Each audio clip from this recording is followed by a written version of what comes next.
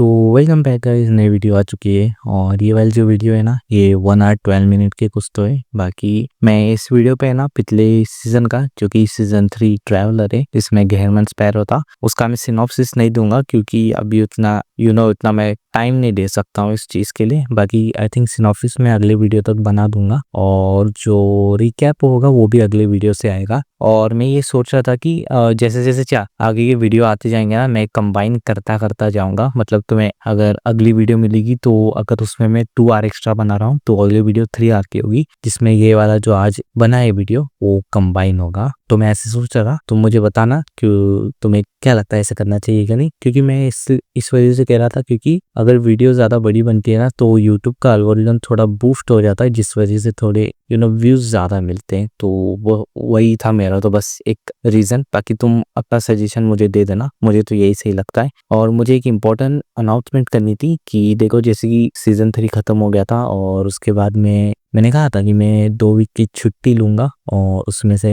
वैसे नहीं ले पाया मैं। मतलब कुछ छुट्टी लेने के लिए था ही नहीं, जैसे कि कॉलेज का इतना वर्कलोड था, असाइनमेंट्स वो सब करने थे कि हो ही नहीं पाया। बहुत लिटरली मैं थक गया हूँ। और फिर भी ये वीडियो डाल रहा हूँ मैं क्योंकि अब से देखो, आज फ्राइडे, तो ये वीडियो फ्राइडे को आएगी। और कल से जो कि सैटरडे है, मेरा है ना एग्ज़ाम स्टार्ट हो रहे हैं। यानी सैटरडे से लेके अगले मंडे तक कंटिन्यूस एग्ज़ाम है। छुट्टी तो बस संडे की ही मिलेगी, तो कंटिन्यूस एग्ज़ाम है मंडे तक। तो उस वक्त पूरे वीक तो वीडियो आएगी नहीं। मुझे नहीं बताया आएगी या नहीं, बीच में मैं गलती से कुछ अपलोड कर दूँ थोड़ा 1 घंटे का, अगर हो गई तो मुझे नहीं लगता होगी, क्योंकि पढ़ाई भी तो करनी पड़ेगी। और तुम लोग बोलेगी भाई तो इस वीक क्या किया, तो जैसे कि मैंने कहा, असाइनमेंट सबमिशन वो सब चल रहा था और उसमें मेरा पूरा भेजा फ्राई हो गया है। क्या ही बताओ, अभी तुम जानते होगे, तुम्हें पता होगा। तो वही था, इस वजह से मैं कुछ गारंटी नहीं दूंगा इस वीडियो की। मतलब ना ही मान लो तो उसके बाद ट्यूसडे को मैं वर्क शुरू करूंगा और उसके बाद देखेंगे। आई थिंक ट्यूसडे को अगर हो पाया तो वेडनेसडे तक वीडियो आ जाएगी। आई डोंट थिंक कि एक दिन में होगा, बट लेट्स सी क्या होता है। मैं तुम्हें इन्फॉर्म कर दूंगा। बाकी मंडे तक तो ना ही पकड़ो तुम, ठीक है, उतना ही कहना था। तो थोड़ा मतलब चल रहा है ऐसे वैसे, हेल्थ का इशू है क्योंकि कॉलेज की वजह से कंप्लीशन वो सब, तो उतना ही कहना था। बाकी ड्वेन डांटिस आ चुका है और नया सीजन भी शुरू हो चुका है। काफ़ी मतलब मुझे तो काफ़ी अच्छा लग रहा है। स्टार्टिंग तो काफ़ी अच्छी हो चुकी है, अब देखेंगे जो आगे होगा। बाकी जिन लोगों ने सपोर्ट किया था ना, सुपर थैंक्स। देखिए, और जो लोग मेंबर्स बने उन सबका दिल से थैंक यू। बट मैं अभी उनका नाम नहीं ले पाऊंगा क्योंकि वही कारण है, जैसे कि दोनों जानते हो। तो वो सब अगले वीडियो में होगा। बाकी मैंने जो तुम्हें सजेशन दिया ना, उस बारे में मुझे बताना। और एंजॉय द वीडियो। तो भाई, चैप्टर 733 की शुरुआत होती है एक बहुत ही एटमॉस्फेरिक सीन के साथ। क्लेन फाइनली एक लंबे अरसे के बाद बैक ऑन शहर वापस चुका है। और शहर का माहौल कैसा है? लगातार बारिश हो रही है, हल्का कोहरा छाया हुआ है और स्ट्रीट लैंप्स की रोशनी उस धुंध को चीरने की कोशिश कर रही है। ये बैकडोंड की एक टिपिकल शाम थी, जहां सड़कों पर घोड़े गाड़ियां चलती रहती थीं। लेकिन इस बार जब क्लेन खिड़की से बाहर देखता है तो उसे कुछ न और हैरान करने वाले बदलाव नजर आते हैं। अचानक एक क्रिस्प रिंग की आवाज आती है और सड़क के किनारे से एक 2 व्हील वाला मैकेनिकल डिवाइस तेजी से गुजरता है। ये डिवाइस कुछ और नहीं बल्कि एक बाइसिकल थी। और ये कोई आम बाइसिकल नहीं थी, ये वही बाइसिकल थी जिसे क्लेन ने खुद प्रमोट किया, उसने इन्वेस्ट किया था। अब सोचो, महीनों बाद जब वो वापस लौटा है तो अपने आइडिया को हकीकत में सड़कों पर दौड़ते हुए देखना कितना सेटिस्फाइंग होगा। उसने न्यूज़पेपर्स में पढ़ा था कि बैक ओन्ड बाइक कंपनी ने जोरों शोरों से एडवर्टाइजमेंट किया था और यहाँ तक कि अलग अलग इलाकों में बाइसिकल कंपटीशन भी करवाए थे। उनका प्लान सक्सेसफुल रहा था। और मुझे जो सबसे स्मार्ट मूव लगा वो थी उनकी प्राइसिंग स्ट्रेटेजी। उनने क्लेन के ओरिजिनल सजेशन को फॉलो करते हुए अमीर लोगों को टारगेट नहीं किया जो घोड़े गाड़ियां यूज करते थे, बल्कि उनका टारगेट ऑडियंस था मिडिल क्लास, जैसे टेक्निकल वर्कर्स, अच्छे घर के स्टूडेंट्स और क्लर्क जिनकी वीकली सैलरी 1 पाउंड 10 सोली या उससे ज्यादा थी। इन लोगों के लिए 3 से 5 पाउंड की बाइक खरीदना थोड़ी बड़ी बात थी, लेकिन वो इसे खरीदकर उन लोगों के सामने फ्लॉन्ट कर सकते थे जिनकी इनकम उनसे कम थी। तो एक तरफ तो ये यूटिलिटी थी और दूसरी तरफ स्टेटस सिंबल भी। ये देखकर क्लेन के दिमाग में फौरन अगला आइडिया आता है।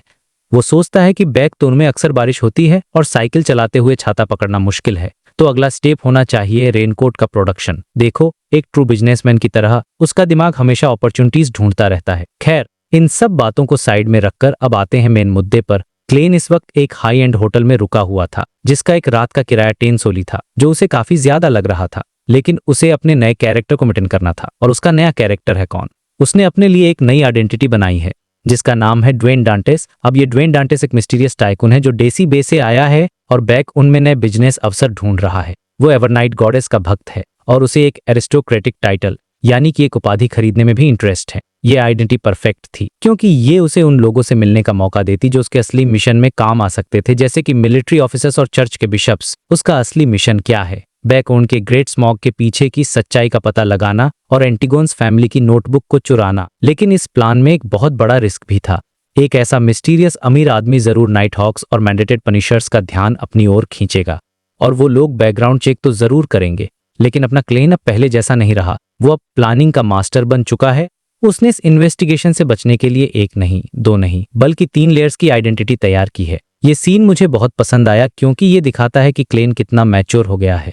तो पहली लेयर तो है ड्वेन डांटेस एक अमीर बिजनेसमैन। अगर ऑफिशियल बियॉन्डर ऑर्गेनाइजेशंस को शक होता है और वो इन्वेस्टिगेट करते हैं तो उन्हें मिलेगी दूसरी लेयर।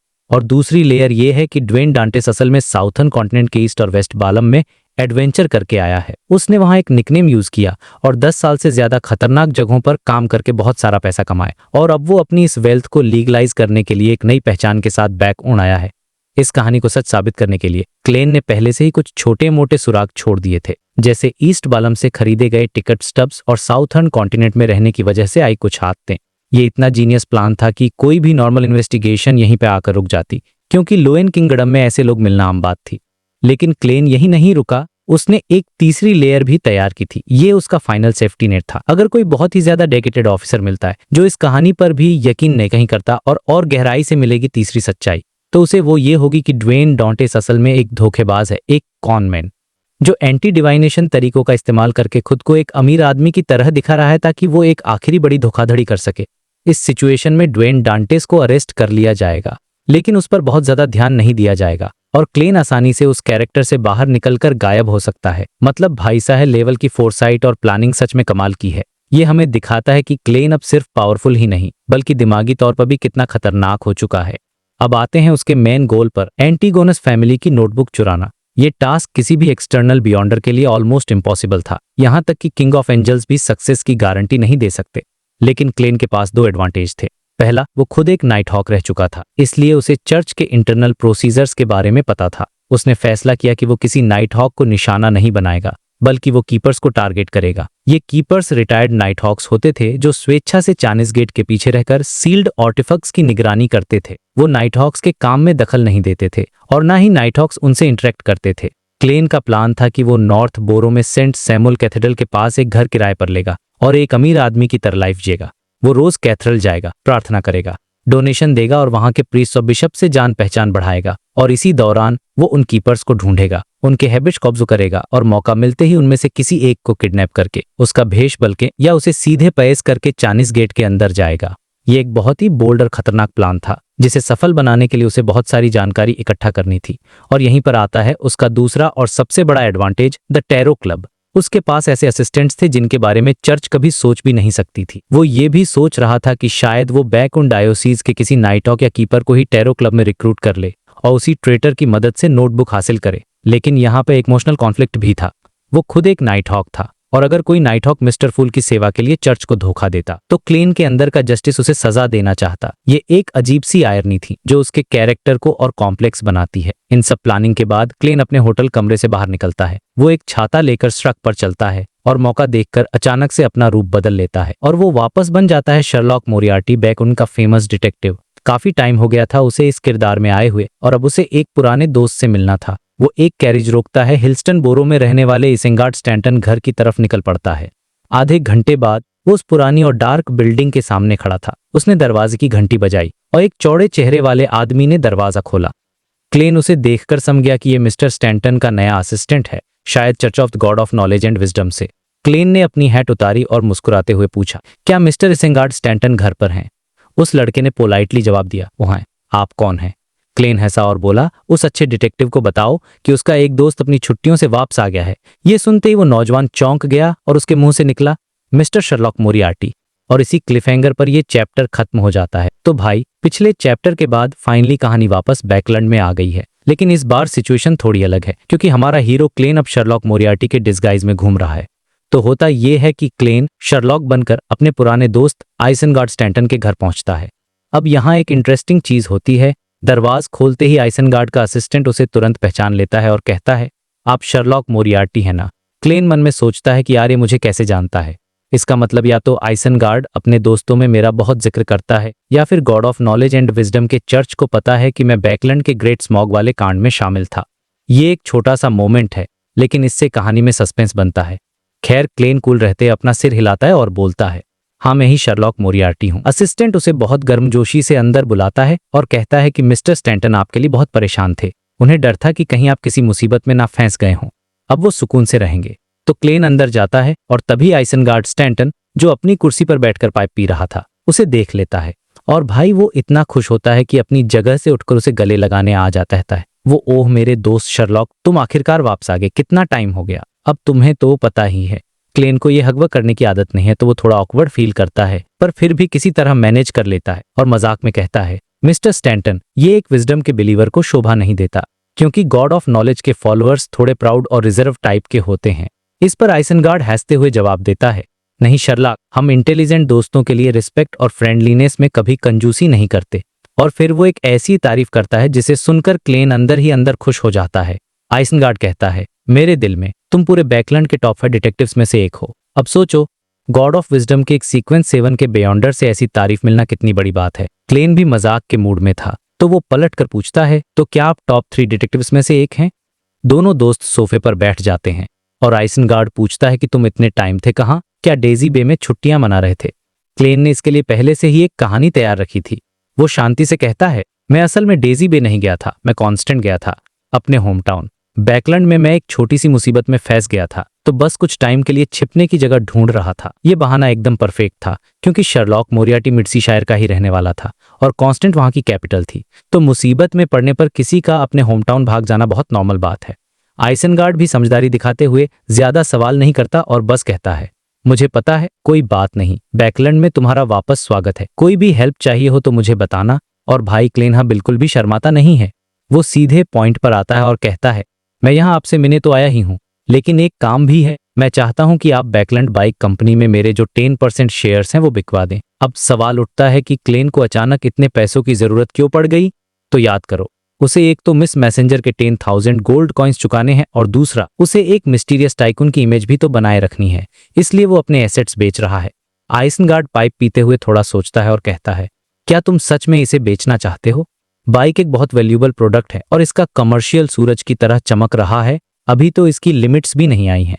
अभी बेचने पर तुम्हें बहुत पैसा लूज करना पड़ेगा। यहाँ पर क्लेन अपना बिजनेस वाला दिमाग चलाता है और एक कमाल की लाइन बोलता है।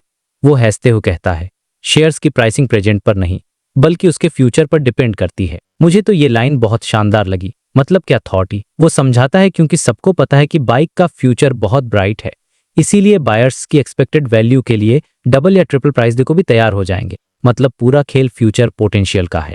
वो आगे कहता है कि बिजनेस में रिस्क लेना भी एक तरह की बहादुरी है और सच कहूं तो मुझे अभी बड़ी रकम की सख्त जरूरत है। ये सुनकर आइसनगार्ड पूरी तरह कन्विंस हो जाता है। वो कहता है, ठीक है, मैं एक लॉयर और अकाउंटेंट हायर करूंगा, कंपनी की मार्केट वैल्यू कंफर्म करूंगा और तुम्हारे 10% शेयर्स को बेस्ट प्राइस पर बेच दूंगा।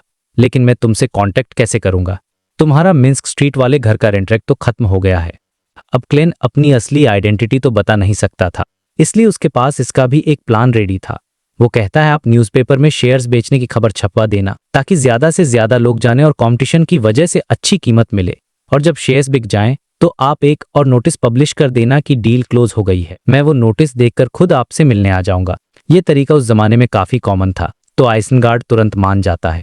तो अपना मेन काम पूरा करने के बाद क्लेन वहां से निकल जाता है, लेकिन उसका मिशन अभी खत्म नहीं हुआ था। अब उसे शर्लॉक मोरियार्टी के पुराने इन्फॉर्मेशन चैनल्स को फिर से एक्टिवेट करना था। इसके लिए वो सीधा पहुंचता है ब्रेवहार्ट्स बार, जो कि बैकलैंड के अंडरवर्ल्ड की खबरों का एक बड़ा हब था।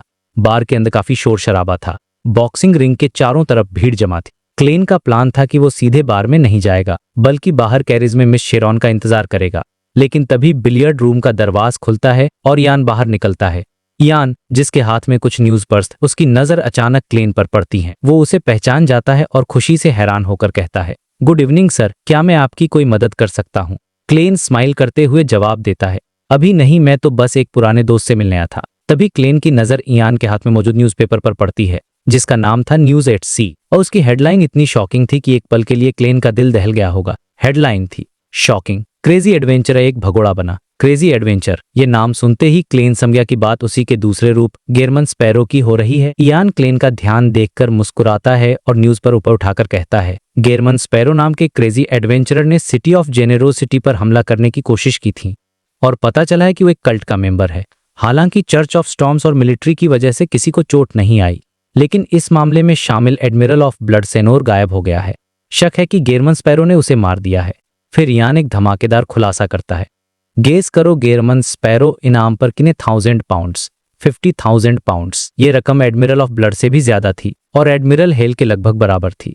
मुझे लगता है ये सुनकर क्लेन का दिल जोरों से धड़कने लगा होगा, लेकिन उसने अपने चेहरे पर कोई एक्सप्रेशन नहीं आने दिया। वो बस शांति से मुस्कुराता और कहता है, बदकिस्मती से इतना बड़ा इनाम क्लेम करने वाले लोग बहुत कम होते हैं। क्या कूल जवाब था। फिर वो वहां से जाने लगता है और इयान से कहता है कि टाइम मिलने पर दोबारा तुमसे मिलूंगा। जाते जाते एक और सवाल पूछता है, क्या हार्वेस्ट चर्च के मिस्टर व्हाइट आपके दोस्त हैं? क्लेन मन में सोचता है, अच्छा तो वो फेलो एमलिन आखिरकार अपने घर से बाहर निकलने को तैयार हो गया और वो बस सिर हिलाकर हाँ कह देता है। इसके बाद क्लेन बार से बाहर निकलकर एक किराए की कैरिज में बैठ जाता है और मिस शेरॉन के आने का इंतजार करने लगता है। उसे यकीन नहीं था कि वो आएगी यहीं, क्योंकि कई महीने बीत चुके थे। हो सकता है शेरॉन और मैरिक ने अपना एरिया बदल लिया हो, लेकिन तभी क्लेन को अपनी स्पिरिचुअल परसेप्शन से कुछ महसूस होता है। वो खिड़की की तरफ देखता है और उसे के रिफ्लेक्शन में एक लड़की चेहरा दिखाई देता है, और जब वो सिर घुमाता है तो मिस शेरॉन उसके ठीक सामने बैठी हुई थी, अपने उसी पुराने गोथिक स्टाइल वाले ब्लैक ड्रेस में। ये सीन हमेशा की तरह बहुत ही कूल और मिस्टीरियस था। क्लेन अब गेरमन स्पैरो की एक्टिंग नहीं कर रहा था, इसलिए वो पहले ग्रीट करता है, गुड इवनिंग। उसे पता था कि शेरॉन ने भी वो न्यूज जरूर पढ़ी होगी, इसलिए वो सीधे मुद्दे पर आता है। वो कहता है, मैंने सेनोर को मार दिया है। शेरॉन बस धीरे से सिर हिलाती है और कहती है, ओके, मतलब उसे पहले से पता था। क्लेन फिर अपना मेन ऑफर रखता है, अगर मैरिक को अभी भी एक व्रेथ के बेऑर्डर कैरेक्टरिस्टिक की जरूरत है तो वो इंतजार कर सकता है और पैसों का इंतजाम कर सकता है। जैसे ही मुझे कोई रिप्लेसमेंट मिलेगा मैं सेनोर का कैरेक्टरिस्टिक उसे बेच दूंगा। शेरॉन जवाब देती है, वो खबर देखने के बाद वो तुम्हारे लौटने का ही इंतजार कर रहा है। ये सुनकर क्लेन मुस्कुराता है और अपने कॉलर से एक सिल्वर नेकलेस निकालता है। वो कहता है, ये सेनोर का लकी आइटम है, तुम इसके बारे में जानती होगी, राइट? मैं या तो इसे बेचना चाहता हूँ या फिर बायोलॉजिकल पॉइजन बॉटल को। क्या तुम या तुम्हारे सर्कल में कोई इंटरेस्टेड है? और इसी के साथ क्लेन अपने पुराने कनेक्शन फिर से जोड़ते हुए एक नए बिजनेस डील की तैयारी शुरू कर देता है। यहाँ पे ये चैप्टर खत्म हो जाता है। तो भाई, पिछले एपिसोड के बाद क्लेन वापस बैकलैंड आ चुका है। अब वो मिलने जाता है मिस शेरॉन से, याद है ना, वही मिस्टीरियस और पावरफुल लड़की जो हमेशा एक डॉल की तरह रहती है। तो क्लेन शेरॉन से एक आइटम के बारे में जिसका नाम है skills of luck. Sharon 2 second चुप रहने के बाद बोलती है, मैं पूछने में हेल्प करूंगी। मतलब वो डायरेक्ट हाँ नहीं बोल रही, उसे भी सोचना पड़ेगा। और सच कहूं तो ये बात सही भी है। ये जो स्किल्स ऑफ लक वाली आइटम है, इसके नेगेटिव इफेक्ट सच में बहुत खतरनाक हैं। क्लेन खुद सोचता है कि बायोलॉजिकल पॉइजन बॉटल एक व्रेथ के लिए कितनी ज्यादा कंपैटिबल है, और अगर उसके पैसों की कमी नहीं होती या फिर उस बॉट से उसकी इम्यूनिटी कम नहीं होती तो वो उसे कभी नहीं बेचता। हिंसे करने के लिए वो एक नंबर आइटम है भाई। तो क्लेन को शेरॉन का इंटेंशन थोड़ा थोड़ा समझ आ जाता है और वो अपना सिल्वर नेकलेस वापस कॉलर के अंदर डाल लेता है। इसके बाद क्लेन टॉक चेंज करता है और एक बहुत ही इंटरेस्टिंग सवाल पूछता है। वो शेरॉन से प्रिजनर पाथवे के किसी हाई सीक्वेंस बियॉन्डर की एक खास पावर के बारे में जानना चाहता है। वो पूछता है, ऐसी कौन सी पावर है जिससे आसपास की सारी बेजान चीजें टारगेट पर अटैक करने लगती हैं? शेरॉन बस एक शब्द में जवाब देती है, पपेट। ओ भाई साहब, पपेट ये सीक्वेंस 4 की पावर है क्या? मतलब यूजर खुद एक बेजान पपेट बन जाता है और फिर एक सर्टेन रेंज में मौजूद सभी नॉन लिविंग चीजों को कंट्रोल कर सकता है। सोचो कितना खतरनाक होगा ये। क्या आगे चलकर वो एनिमी के मिस्टिकल आइटम्स को भी डायरेक्ट कंट्रोल कर पाएंगे? ये सोचकर ही क्लेन का दिमाग घूम जाता है। फिर वो उस डेमीगॉड के बारे में पूछता है जिसने बायाम के बाहर उस पर अटैक किया था और उसकी पूरी अपीयरेंस डिटेल में बताता है। शेरॉन शांति से एक नाम लेती है, शैंक्स। अब क्लेन मन ही मन सोचता है कि यार काश तुम इसके बारे में थोड़ा और बताती, पर उसे मिस शेरॉन का स्टाइल पता था, वो ज्यादा नहीं बोलती। तो वो एक स्माइल के साथ दूसरा नाम लेता है, क्या तुम ज़ाटवेन को जानती हो? ये वही बंदा था जो ओरावी आइलैंड पर नेचुरिज्म सेक्ट के लीडर का मेंटर था। शेरॉन बिना किसी इमोशन के एक डॉल की तरह जवाब देती है, वो डेमीगॉड जो हमारा पीछा कर रहा था। ये सुनकर क्लेन के होश उड़ जाते हैं। मतलब ये वही बंदा है जिसकी वजह से उसे ऐसा लग रहा था कि कुर्सियां, टेबल और पर्दे तक उसे मारना चाहते। खतरनाक कोइंसिडेंस है यार। लेकिन फिर वो सोचता है कि ये कोई अरेंज्ड प्लान नहीं था, बल्कि ये इस बात का सबूत है कि रोसेले स्कूल ऑफ थॉट, जो 1000 साल से भी ज्यादा पुरानी एक सीक्रेट ऑर्गेनाइजेशन है, उसके पास बहुत ज्यादा डेमीगॉड नहीं है। शायद ऑरोरा ऑर्डर जितने ही होंगे। 5 के करीब सेंट और 2 से 3 10 एंजल्स या ग्रेड 0 सील्ड आर्टिफैक्ट्स। और इसका एक बड़ा रीजन ये भी है कि 7 मेजर चर्चेस ने उन्हें हमेशा दबा कर रखा है। अपने पीक पर तो उनके पास इससे की ज्यादा पावर रही होगी। फिर क्लेन एक और सवाल पूछता है, तो क्या तुम रोसेले स्कूल ऑफ थॉट के उस मेंबर को जानती हो जो सिर्फ एक हाथ से पूरे पहाड़ को हिला सकता है? वो उस हाथ के ट्रेट्स बताने ही वाला था कि उसे याद आता है कि उसकी हिम्मत ही नहीं थी उसे सीधे देखने की। शेरॉन चुपचाप सुनती रहती है। अचानक उसकी आंखें जिंदा हो उठती हैं। वो एक क्लियर आवाज में पूछती है, तुमने क्या फेस किया? क्लेन मन ही मन क्यांचे होता है, क्या बताऊं, एक सेंट, एक एंजल, सी किंग ऑरोरा ऑर्डर का एक डेमीगॉड और न्यूमिनस एपिस्कोपेट के आर्टिफिशियल डेथ से बना एक मॉन्स्टर। बहुत कुछ फेस किया भाई। वो एक झूठी मुस्कान के साथ कहता है, मेरा पंगा मदर ट्री ऑफ डिजायर से हो गया था और रोसेले स्कूल ऑफ थॉट ने मुझघात लाकर हमला किया। शुक्र है मैं बायाम में था तो चर्च ऑफ स्टॉर्म्स और किंगडम की मिलिट्री एक्शन में आ गई। मैंने ट्रू क्रिएटर के ऑरा से करप्टेड एक आइटम भी फेंक दिया और कुछ ऐसा जो न्यूनस एपिस्कोपेट से रिलेटेड था। शॉर्ट में कहूं तो पूरा केओस मच गया था और मैंने मौका देखकर वहां से निकल दिया। उसने सब कुछ सच सच बता दिया सिवाय मिस मैसेंजर और मिस्टर अजिक के बारे में। और ट्रू क्रिएटर वाली बात के लिए उसे यकीन था कि मिस शेरॉन को पहले से पता होगा कि उस पर उन आवाजों का असर नहीं होता। Mother tree of desire. Sharon ये नाम धीरे से बुददाती हैं और उसकी अजीब सा इमोशनल जिस दिखाई देता, जिसमें थोड़ा डर और नफरत दोनों थी। लेकिन वो जल्दी ही खुद को कंट्रोल कर लेती है और वापस उसी खूबसूरत डॉल जैसी बन जाती है। वो शर्लॉक मोरियार्टी की तरफ देखकर कहती है, तुम बहुत की और बहुत मिस्टीरियस हो। क्लेन बिना कुछ कहे बस स्माइल करता, न झूठ बोलता है और न ही कुछ एक्सप्लेन करता है। शेरॉन भी ज्यादा नहीं पूछती और कहती है, तुम शायद सुआ से मिले थे। वो 922 साल पहले पैदा हुआ एक अबोमिनेशन है और खुद को चेंड गॉड बेटा बताता है। वो ही रोसेले स्कूल ऑफ थॉट का प्रेजेंट लीडर भी है। ये सुनते ही क्लेन की हालत खराब हो जाक है। क्या मजा, रोसेले स्कूल ऑफ थॉट ने अपने लीडर और एक डेमीगॉड को मेरे पीछे भेजा था। मैं तो बस एक सीक्वेंस 5 हूँ। अगर ऑरेंज लाइट हिलारियन ने वार्निंग नहीं दी होती तो मैं तो कब पकड़ा गया होता। क्लेन को फिर से ठंड लगने लगती है और वो पूछता है, क्या अबोमिनेशन प्रिजनर पाथवे का सीक्वेंस 2 या सीक्वेंस 1 का नाम है? शायद। शेरॉन कंफर्म जवाब नहीं देती। तभी बिना क्लेन के जवाब का इंतजार किए वो कहती है, विलियम्स डिस्ट्रॉय हो चुकी है।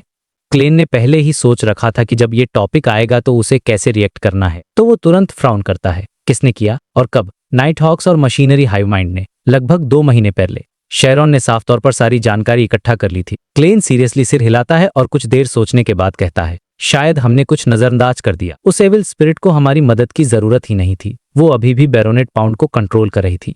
क्या ऐसा हो सकता है कि उस जेंटलमैन के साथ कुछ हुआ हो जिससे नाइट हॉक्स और मशीनरी हाइव माइंड का ध्यान उस पर गया? क्लेन ने आधा सच और आधा झूठ मिला के गेस किया। शेरॉन सिर हिलाती है, बैरोनेट पाउंड अपनी एक पार्टी के दौरान मर गया। बस ऐसे ही खत्म हो गए एलिस्ता ट्यूडर की आखिरी ब्लड लाइन। क्लेन सोचता है और पूछता है, विलियम स्ट्रीट की अभी क्या सिचुएशन है? वहां कुछ ऊंची बिल्डिंग्स बन रही हैं।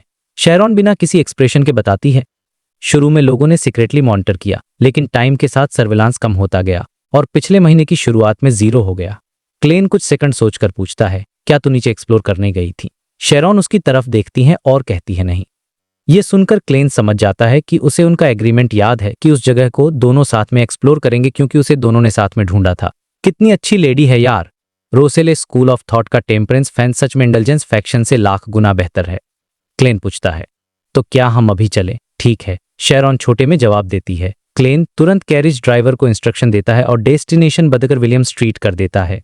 रास्ते में वो समुद्र में देखे और सुने हुए किस्से बताता है और शेरॉन चुपचाप ध्यान से सुनती रहती है, जैसे उसे काफी इंटरेस्ट आ रहा हो। ये देखकर क्लेन को वो टाइम याद आ जाता है जब वो उसे मिस बॉडीगार्ड के तौर पर जानता था। कैरिज बारिश में भीगी साइलेंट सड़कों से गुजरती हुई विलियम स्ट्रीट के पास पहुंचती है। वहां पहुंचकर उन्हें पता चलता है कि वो एरिया एक बहुत बड़ी कंस्ट्रक्शन साइट बन चुका है। वो उस जगह पर पहुंचते हैं जो अंडरग्राउंड रून्स से मैच करती थी और एक बड़े से पेड़ पीछे खड़े हो जाते हैं। क्लेन शेरॉन से कहता है, चलो नीचे चलते हैं। क्लेन अपनी जेब से आयरन सिगार केस निकालता है और उसे खोलता है। अचानक उसके बगल में एक फिगर अपीयर होता है। ये कोई और नहीं बल्कि एडमिरल ऑफ ब्लड सेनोर था, जिसने डार्क रेड कोट और एक पुरानी तिकोनी टोपी पहनी हुई थी। क्लेन स्माइल के साथ कहता है, मेरी जगह ये नीचे जाएगा, और फिर वो अपने मैरियनेट को कंट्रोल करता है। सेनोर शेरॉन के सामने झुक कहता है, गुड इवनिंग, आपके साथ काम करके मुझे खुशी होगी। शेरॉन एक नजर क्लेन और सेनोर पर डालती है बिना कुछ कहे। उसकी बॉडी जमीन में धंसने लगती है। अरे लगता है मिस शेरॉन को सेनोर कुछ खास पसंद नहीं आया। क्लेन अपने होठ सिकोड़ता है और एडमिरल ऑफ ब्लड को भी तेजी से एक व्रेथ में बदलकर नीचे भेज देता है। वो खुद एक पेड़ से टेक लगाकर खड़ा हो जाता है और आंखें मैरियन कैट को कंट्रोल करने लगता है। धीरे धीरे क्लेन को एक मैरियोनेटिस्ट होने का असली फील आने लगता है। उसका और सेनोर का विजन एक हो जाता है। उसे काली भूरी मिट्टी, रेंगते हुए कीड़े और पत्थरों के बीच फंसी चीजें दिखाई देने लगती हैं। कई लेयर्स को पार करने के बाद वो उस जगह पहुंचते जहां कभी वो खंडर हो करता था, लेकिन अब वहां सब कुछ तबाह हो चुका था। छत गिर गई थी, पत्थर के कॉलम टूट चुके थे और हर तरफ मिट्टी और मलबा भरा था। ये देखकर क्लेन को यकीन हो जाता है कि 6 देवताओं की वो मूर्तियां पूरी तरह से नष्ट हो चुकी होंगी। जल्द ही वो दोनों उस कमरे में एंटर करते हैं जहां उस एविल स्पिरिट को सील किया गया था, लेकिन मलबे और मिट्टी के बीच सिर्फ कुछ टूटी हुई हड्डियों और सड़े हुए कपड़ों के निशान थे। पहले वाला डार्क गोल्ड और डीप ब्लू लाइट सब गायब था, मतलब बियॉन्ड कैरेक्टरिस्टिक्स को नाइटहॉक्स और मशीनरी हाइव माइंड ले जा चुके थे। तभी शेरॉन घूम के अपना सिर हिलाती और कहती है, उन्होंने अंदर किसी को नहीं भेजा, यहाँ किसी भी जिंदा क्रिएचर के होने के कोई निशान नहीं है। ये सुनकर क्लेन का दिमाग चकरा जाता है। अगर नाइटहॉक्स अंदर नहीं आए तो वो कैरेक्टरिस्टिक्स कहाँ गईं? क्या वो एविल स्पिरिट पूरी तरह खत्म नहीं हुई थी? क्या वो बहुत पहले ही भाग गई थी? वो दोनों आगे बढ़ते हैं और उस जगह पहुंचते हैं जहां पहले वो खूनी दरवाजा था जिसके अब सिर्फ कुछ टुकड़े बचे थे। कुछ मीटर और आगे जाने पर वो उस कमरे में पहुंचते हैं जहां एविल स्पिरिट को असल में सील किया गया था। वो जगह भी पूरी तरह तबाह और दफन थी। क्लेन सेनोर की आंखों से सुराग ढूंढने की कोशिश करता है। तभी शेरॉन रुकती है और कुछ टुकड़ों की तरफ इशारा करके कहती है, यहाँ एक ब्लैक हाई बैक चेयर होनी चाहिए। क्लेन को तुरंत सपने में देखा वो सीन याद आता जिसमें मेडिसी जैसा दिखने वाला एक यंग मैन उस कुर्सी पर बैठा था। उसका सिर ऐसे झुका हुआ था जैसे वो मर चुका हो। शेरॉन रुकती नहीं, वो आगे बढ़ती रहती है और अचानक फिर से बोलती, यहाँ एक और होनी चाहिए, एक और। दूसरी ब्लैक हाई बैक चेयर। ये सुनकर क्लेन हैरानी से उस तरफ तैरता है और यहीं पर ये चैप्टर खत्म हो जाता है। अब सवाल यह है कि उस दूसरी कुर्सी का क्या राज है? क्या वहां कोई और भी था? ये जानने के लिए तो हमें अगले चैप्टर का ही वेट करना होगा। तो पिछले चैप्टर में हमने देखा था कि क्लेन शेरॉन उस सील्ड जगह पर इन्वेस्टिगेशन के लिए पहुंचे थे। अब आगे की कहानी सुनते हैं। क्लेन ने अपने रेत यानी सेनोर को कंट्रोल करके जमीन और पत्थरों के नीचे भेजा सीधा शेरॉन के पास। वहां सेनोर को एक डैमेज्ड आर्मरेस्ट मिलता है, मतलब कुर्सी का एक हाथ रखने वाला हिस्सा। इस पर कुछ अजीब से पैटर्न बने हुए थे जो उन लोगों को पहले मिले टुकड़ों से काफी सिमिलर थे, लेकिन फिर भी अलग थे। ये आर्मरेस्ट पूरा ब्लैक नहीं था, बल्कि इसके पैटर्न डार्क रेड कलर के थे। ऐसा लग रहा था जैसे लोहे और खून को मिला दिया हो। ये देखते ही क्लेन को अपने बुरे सपने वाला सीन याद आ गया और वो तुरंत समझ गया कि उस कुर्सी का हिस्सा नहीं है जिस पर मेडिसी बैठा था। ये दूसरी कुर्सी थी। इसका मतलब ये था कि जिस कमरे में उस एविल स्पिरिट को सील किया गया था वहां कम से कम 2 हाई बैक चेयर्स थीं। ये एक बहुत बड़ा ट्विस्ट था, क्योंकि अब तक सब यही सोच रहे थे कि वहां सिर्फ एक ही कुर्सी थी। खैर, क्लेन और शेरॉन ने बिना कुछ बोले अलग अलग डायरेक्शंस में और सुराग ढूंढना शुरू कर दिया, और ज्यादा टाइम नहीं लगा। उन्हें एक तीसरी हाई बैक चेयर का सबूत भी मिल गया। इस बार उन्हें एक कुर्सी का पैर मिला था जिसका मेन कलर डार्क रेड था और उस पर प्योर ब्लैक पैटर्न बने हुए थे। ये टुकड़ा बाकी दोनों चेयर्स के टुकड़ों से पूरी तरह से अलग था। अब सिचुएशन ये थी कि एक ही कमरे से 3 अलग अलग कुर्सियों के हिस्से मिले थे। क्लेन ने माहौल को थोड़ा हल्का करने के लिए शेरॉन से कहा, हो सकता है ये फोर्थ एपॉक के एसिमेट्रिकल डिजाइन की वजह से हो। लेकिन ये बात बोलते हुए उसे खुद भी यकीन नहीं हो रहा था कि ये इतना सिंपल हो सकता है, क्योंकि उसने अपने सपने में जो चेयर्स देखी थीं उनके कलर्स कम से कम एक जैसे तो थे। शेरॉन ने धीरे से अपना सिर हिलाया और एक बहुत ही इंपॉर्टेंट बात कही, 3 नंबर में एक रिचुअलिस्टिक फील ज्यादा आती हैं। उसका मतलब था कि शायद उस कमरे में कोई बहुत बड़ा रिचुअल यानी कोई अनुष्ठान हुआ था और ब्लड एम्परर के विक्टिम सिर्फ एक नहीं थे। शेरॉन की ये बात सुनते ही क्लेन के दिमाग में जैसे बिजली कौंध गई। एक पूरा सीन उसकी आंखों के सामने आ गया। एक बड़ा सा अंधेरा कमरा जिसमें 3 अलग अलग स्टाइल की हाई बैक चेयर्स एक सेंटर पॉइंट के चारों ओर रखी हैं और हर कुर्सी पर एक बेजान ह्यूमनॉइड क्रिएचर बैठा है जिसका सिर नीचे झुका हुआ है, और उन तीनों में से एक था रेड एंजल मेडिसी। ये सीन जैसे जैसे क्लियर होता गया, क्लेन ने तुरंत 2 और बातों को इससे कनेक्ट कर लिया। पहली बात, सीक्वेंस 0 ब्लैक एम्परर पोशन के मेन इंग्रेडिएंट्स होते हैं यूनिकनेस और 2 सीक्वेंस 1 बियॉन्डर कैरेक्टरिस्टिक्स। दूसरी बात, ब्लड एम्परर एलिस्टा ट्यूडर ने जबरदस्ती ब्लैक एम्परर पाथवे के सीक्वेंस 1 प्रिंस ऑफ एबॉलिशन से रेड प्रिस्ट सीक्वेंस 0 में जंप किया था, जो कि एक नेबरिंग पाथवे भी नहीं है। इसी वजह से वो एक आधा पागल ट्रू गॉड बन गया था। ये सारे थॉट्स उसके दिमाग में तेजी से घूम रहे थे और क्लेन के पास अब एक सॉलिड थ्योरी थी। उस कमरे में कभी एक ट्रू गॉड बनने के लिए सीक्वेंस 0 का एडवांसमेंट रिचुअल हुआ था, और क्योंकि ब्लैक एम्परर एलिस्टा ट्यूडर के पास्ट पाथवे की सीक्वेंस 1 कैरेक्टरिस्टिक्स नहीं थी, तो उसे अपने पोशन के लिए 3 सीक्वेंस 1 एंजल्स या सील्ड आर्टिफैक्ट्स की जरूरत पड़ी होगी। और यहाँ कितनी हाई बैक चेयर्स मिली थीं? ठीक 3। ये कनेक्शन मिलते क्लेन का दिमाग और तेज चलने लगा। उसे याद आया कि उस एविल स्पिरिट ने अपनी सील तोड़ने में मदद के लिए सॉरोन, आइनहॉर्न और मेडिसी फैमिली के डायरेक्ट डिसेंडेंट्स का खून मांगा था। ये तीनों ही हंटर पाथवे की एंजल फैमिलीज थीं जो फोर्थ एपॉक से आज तक मौजूद हैं। इसका मतलब ये था कि बाकी 2 हाई बैक चेयर्स पर सॉरोन और आइनहॉर्न फैमिली के एंसेस्टर्स बैठे थे जो खुद सीक्वेंस 1 एंजल्स थे। वॉर एंजल मेडिसी के साथ, जिसके पास शायद पाथवे की यूनिकनेस भी थी, रेड प्रिस्ट पोशन के सारे मेन इंग्रेडिएंट्स पूरे हो गए थे। अब सोचो ये कितनी भयानक बात थी। उस जगह 1-2 नहीं बल्कि 3-3 सीक्वेंस 1 एंजल्स को सैक्रिफाइस किया गया था।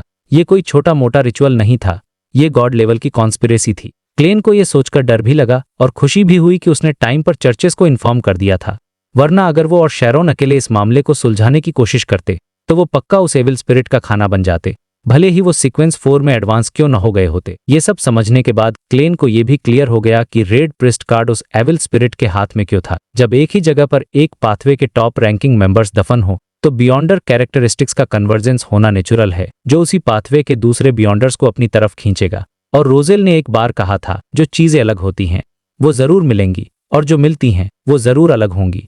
ब्लड एम्परर के मरने के बाद उसकी ट्रू गॉड कैरेक्टरिस्टिक शायद 4 हिस्सों में बंट गई होगी, एक यूनिकनेस और 3 सीक्वेंस 1 कैरेक्टरिस्टिक्स। हो सकता है उनमें से एक या 2 सीक्वेंस कैरेक्टरिस्टिक्स वापस उस सील्ड कमरे में अट्रैक्ट हो गई हों, और शायद यही एक वजह थी कि कार्ड ऑफ ब्लास्फेमी भी वहां खिंचा चला आया। जितना क्लेन सोच रहा था उसे उतना ही लग रहा था कि उसने उस एविल स्पिरिट को बहुत अंडर एस्टिमेट किया था।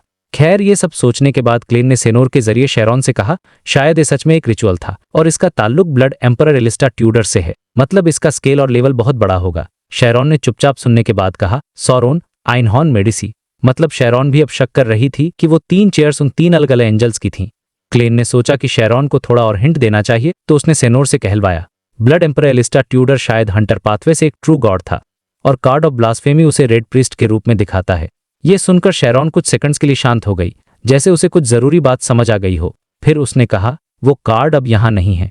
उसका मतलब रेड प्रीस्ट कार्ड से था, जो एविल स्पिरिट ने उन्हें पहले दिखाया था। क्लेन ने अपनी थ्योरी शेयर की, हो सकता है कि वो एविल स्पिरिट नाइट हॉक्स और मशीनरी हाइव माइंड के यहां आने से बहुत पहले ही भाग गया हो, और जाते जाते वो सारी बियॉन्डर कैरेक्टरिस्टिक्स और वो रेड प्रीस्ट कार्ड भी अपने साथ ले गया। शेरॉन ने आसपास देखकर कहा, वो कोई भी क्लियर सुराग पीछे नहीं छोड़ेगा। क्लेन ने सोचा ये बात सही है, लेकिन फिर उसके दिमाग में एक फनी आइडिया आया। उसने सोचा, वो चीजें तो ले गया, लेकिन उसने कुछ छोड़ा क्यों नहीं?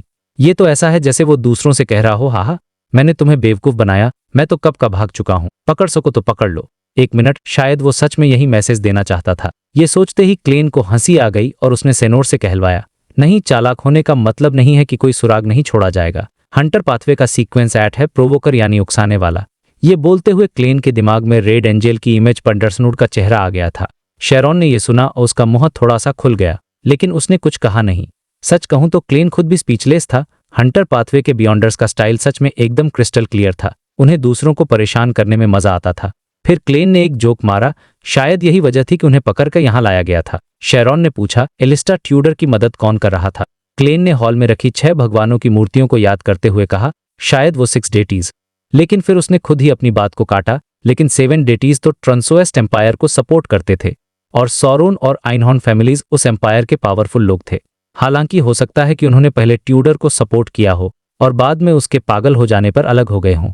ये सब डिस्कस करने के बाद शेरॉन वहां और नहीं रुकी और वापस पेड़ के पास आ गई। क्लेन ने भी सेनोर को वापस अपने सिगार केस में रखे गोल्ड कॉइन में स्टोर कर लिया। फिर उसने शेरॉन से एक सवाल पूछा जो उसके मन में काफी टाइम से था। मैं हमेशा से क्यूरियस रहा हूं कि प्योर एविल स्पिरिट्स और रेट्स की पावर्स कहां से आती हैं, जिनके पास बियॉन्डर कैरेक्टरिस्टिक्स नहीं होती। शेरॉन ने सिंपल सा जवाब दिया, स्पिरिट वर्ल्ड से। ये सुनकर क्लेन को एक नई बात समझ आई और उसने शेरॉन को अपने मैसेंजर को बुलाने का तरीका एक कागज पर लिखकर दे दिया। कुछ भी हो तो मुझे लेटर लिखना। शेरॉन ने पेपर लिया और एड्रेस बताया, मैं ब्रेवहार्ट्स बार में मिलूंगी। लेटर्स हिल्स्टन बोरो 126 गार्ड स्ट्रीट पर मैडम मरियम के नाम भेज सकते हो। ठीक है, क्लेन ने कहा और उसके सामने ही रिचुअल डैगर चिलिटी की एक दीवार बनाकर अपने सिगार केस को रिसील कर लिया। इसके बाद वो एक जेंटलमैन की तरह शेरॉन को बैकलैंड ब्रिज एरिया तक छोड़ने गया।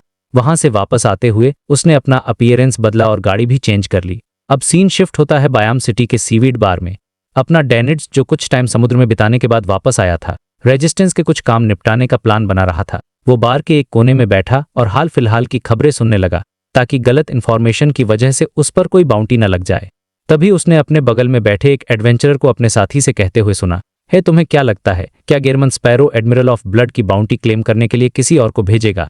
ये सुनते ही डेनिट्स ने शॉक और कंफ्यूजन में उस आदमी की तरफ देखा। तो भाई, चैप्टर 737 की कहानी शुरू होती है डेनिट्स से, जो कुछ एडवेंचर्स के साथ बैठा हुआ है और एकदम कंफ्यूज्ड है। सिचुएशन ये थी कि लोग बात कर रहे थे कि किसी को एडमिरल ऑफ ब्लड की बाउंटी क्लेम करने के लिए किसी को ढूंढना पड़ेगा, और ये बाउंटी गेरमन स्पैरो की तरफ से थी। अब डेनिट्स सोच रहा था कि गेरमन जैसा पागल आदमी किसी और को बाउंटी क्लेम करने के लिए क्यों भेजेगा, लेकिन फिर उसके दिमाग की बत्ती जली और उसे असली बात समझ आई। अरे यार, बाउंटी क्लेम करने का मतलब तो ये है कि गेहरमन ने एडमिरल ऑफ ब्लड को सच में खत्म कर दिया है। ये रियलाइजेशन इतना शॉकिंग था कि डेनिस ने फौरन अपना सिर झुका लिया ताकि कोई उसकी हैरानी नोटिस ना कर ले। उसके आसपास बैठे एडवेंचरस की दुनिया में तो वो डिस्कस कर रहे थे। एक बोला, ये कैसे पॉसिबल है, कोई भी उसकी तरफ से क्लेम करने की हिम्मत नहीं करेगा। दूसरा बोला, सही बात है, वरना चर्च ऑफ स्टॉर्म्स का गुस्सा कौन झेलेगा। एक और एडवेंचरर तो सपनों में ही खो गया। 42,000 पाउंड्स। यार, अगर मुझे इतने पैसे मिल गए ना तो मैं सीधा बैकलैंड जाकर एक बड़ा आदमी बन जाऊंगा। ये सुनकर सब हंसने लगे और अपने अपने प्लान बनाने लगे कि वो इतने पैसों का क्या करेंगे। लेकिन डेनिस का दिमाग तो कहीं और ही चल रहा था। उसे यकीन नहीं हो रहा था कि गेहरमन ने अकेले ही एडमिरल ऑफ ब्लड को मार दिया होगा। वो सोच रहा था, नहीं, इस पागल को सपोर्ट की जरूरत थी। उसे कैप्टन के साथ काम करना था या फिर एंडरसन हुड के साथ। यही सब सोचते हुए चुपचाप उठा, अपनी कैप नीचे की और सीधा बिलियर्ड रूम की तरफ भागा जहां न्यूज़पेपर्स रखे होते थे। जैसे ही वो वहां से निकला, पीछे बैठे एडवेंचरर्स उसके बारे में बात करने लगे। एक ने कहा, तुमने उसे देखा, कितना अजीब बिहेव कर रहा था, पक्का कोई गड़बड़ है। दूसरे ने कहा, शायद कोई पायरेट है जो यहाँ जासूसी करने आया है। एक ने तो गला काटने का इशारा भी कर दिया, लेकिन एक समझदार एडवेंचर ने उसे रोक दिया और कहा, रुक जाओ, क्या पता कोई ऐसा आदमी हो जिससे हम पंगा नहीं लेना चाहेंगे। उधर डेनिस एक खाली बिलियर्ड रूम में पहुंचा और न्यूज़पेपर्स का ढेर उठा लिया।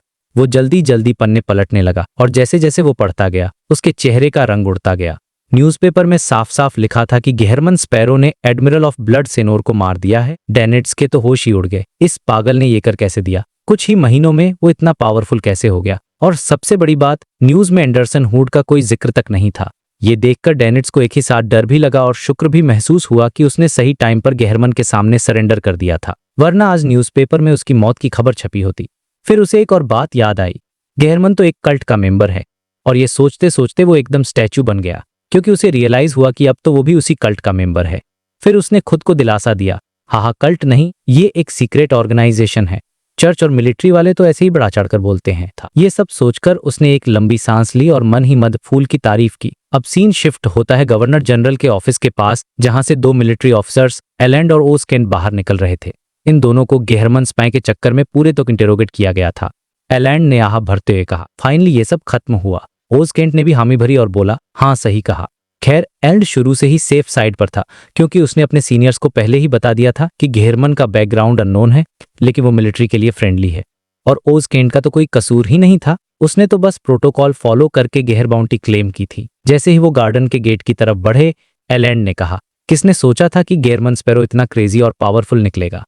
अब देखो, उन लोगों को जितनी इंफॉर्मेशन मिली थी उसके हिसाब से एडमिरल ऑफ ब्लड को मारना तो उस दिन गेहरमन के किए गए कामों में से सबसे छोटी बात थी। और ऐसा खतरनाक आदमी कुछ पैसेंजर्स और क्रू मेंबर्स को बचाने के लिए खतरनाक बेंसी आइलैंड में घुस गया, सिर्फ इसलिए कि उन्होंने उसके साथ थोड़ा अच्छा बर्ताव किया था। एलैंड को बाद में पता चला था कि बेंसी आइलैंड कितना ज्यादा डेंजरस था। चर्च ऑफ स्टॉर्म्स ने तो उस जगह को पूरी तरह तबाह ही कर दिया था। वो मन में सोचता है, अगर मैं इंटेरोगेटर्स को बताता कि गेहरमन स्पैरो का दिल बहुत सॉफ्ट और काइंड है, तो वो पक्का सोचते कि मैं झूठ बोल रहा हूँ। इंसान सच में कितने कॉम्प्लिकेटेड होते हैं। एलैंड की बात सुनकर ओज केंट ने कहा, यार, मैंने तो सोचा था कि तुमने मुझे एक ठीक ठाक पावरफुल एडवेंचर से मिलवाया है, लेकिन उसने तो एडमिरल ऑफ ब्लड को ही खत्म कर दिया। कसम से मुझे लगता है कि उसके पास फिफ्थ पायरेट किंग बनने की ताकत है। तुम अगर उस जंगल और पहाड़ों की हालत देखते तो तुम्हें मेरी बात पर यकीन हो जाता। वो जगह ऐसी लग रही थी जैसे, एलैंड ने उसकी बात पूरी की, जैसे उस पर कोस्टल डिफेंसों से ज्यादा बार बमबारी की गई हो। एग्जैक्टली, ओज केंट ने कहा। दोनों मेन गेट से बाहर निकले और एलैंड ने आसमान की तरफ देखते हुए कहा, उम्मीद वो दोबारा समंदर में वापस ना आए। अब कहानी का फोकस जाता है उन बच्चों पर जिन्हें गेहरमन ने बचाया था, डोना और डेंटन। डेंटन भागता हुआ अपनी बहन डोना के पास आया और बोला, डोना, वो लोग कह रहे हैं कि अंकल स्पैरो एक बुरे आदमी हैं, एक कल्टिस्ट हैं और एक मर्डरर हैं। उन्होंने मुझे न्यूज़पेपर भी दिखाया। ये सुनकर डोना ने गुस्से से कहा, बिल्कुल नहीं, अंकल स्पैरो एक अच्छे, बहादुर और दयालु एडवेंचरर हैं। हमने अपनी आंखों से देखा है और ये न्यूज़पेपर से कहीं ज्यादा भरोसेमंद है। फिर उसने अपने भाई को समझाया, हालांकि उनका अपीयरेंस थोड़ा डरावना था, लेकिन ये उनके सपनों और दूसरों को प्रोटेक्ट करने की पावर की कीमत थी। डेंटन, याद रखना, न्यूज़पेपर्स अक्सर अफवाहों पर स्टोरी बना देते हैं। डेंटन ने जोर से सिर हिलाया। मैंने उन्हें मन ही मन बद्दुआ भी दी। डोना ने अपने भाई की तारीफ कर खिड़की से बाहर देखा, जहां स्ट्रीट लैंप की रोशनी गार्डन में शांति और सुकून बिखेर रही थी। और अब फाइनली सीन आता है हमारे इन कैरेक्टर क्लाइन पर। बैकलैंड के हिलस्टनबरो के एक हाई क्लास होटल में क्लाइन अपना व्हाइट हैंकरचीफ फोल्ड करके अपनी ब्रेस्ट पॉकेट में ताहर अपना हैट उठाता है। आज वो दिन था जब मिस्टीरियस टाइकून ड्वेन डांटेस पब्लिक में पहली बार ऑफिशियल अपीयरेंस देने वाला था। उसके पास अभी 2962 पाउंड्स बचे थे, जो एक अपर मिडिल क्लास फैमिली के 6-7 साल के खर्चे के बराबर थे, और ये शुरुआत के लिए काफी थे। वो एक बग्घी में बैठता है और सीधा शेरवुड बरो के सिटी फैमिली सर्वेंट एसोसिएशन पहुंचता है। उसका प्लान था कि वो एक एक्सपीरियंस्ड बटलर को हायर करेगा जो उसके विला के लिए बाकी के नौकरों को ऑर्गेनाइज कर सके। एसोसिएशन के अंदर बेलिन नाम की एक रिसेप्शनिस्ट बैठी थी। तभी उसे एक भारी और मैच्योर आवाज सुनाई दी, गुड मॉर्निंग मैम। बेलिन ने जैसे ही ऊपर देखा, उसके सामने एक 40s की उम्र का जेंटलमैन खड़ा था। उसने सिल्क का टेलकोट पहना था, हाथ में सोने की मूठ वाली छड़ी थी और उसकी वेस्टकोट से एक गोल्ड चेन उसकी पॉकेट में जा रही थी। उस जेंटलमैन की आंखें डीप ब्लू थीं। वो काफी हैंडसम था और उसके बालों में जो हल्की सफेदी थी वो उसके चार्म को और बढ़ा रही थी। उसकी एक स्माइल देखकर ही बेलिन के गाल गर्म हो गए। वो हड़बड़ाकर उठी और बोली, सर मैं आपकी क्या सेवा कर सकती हूँ? वो आपका नाम क्या है?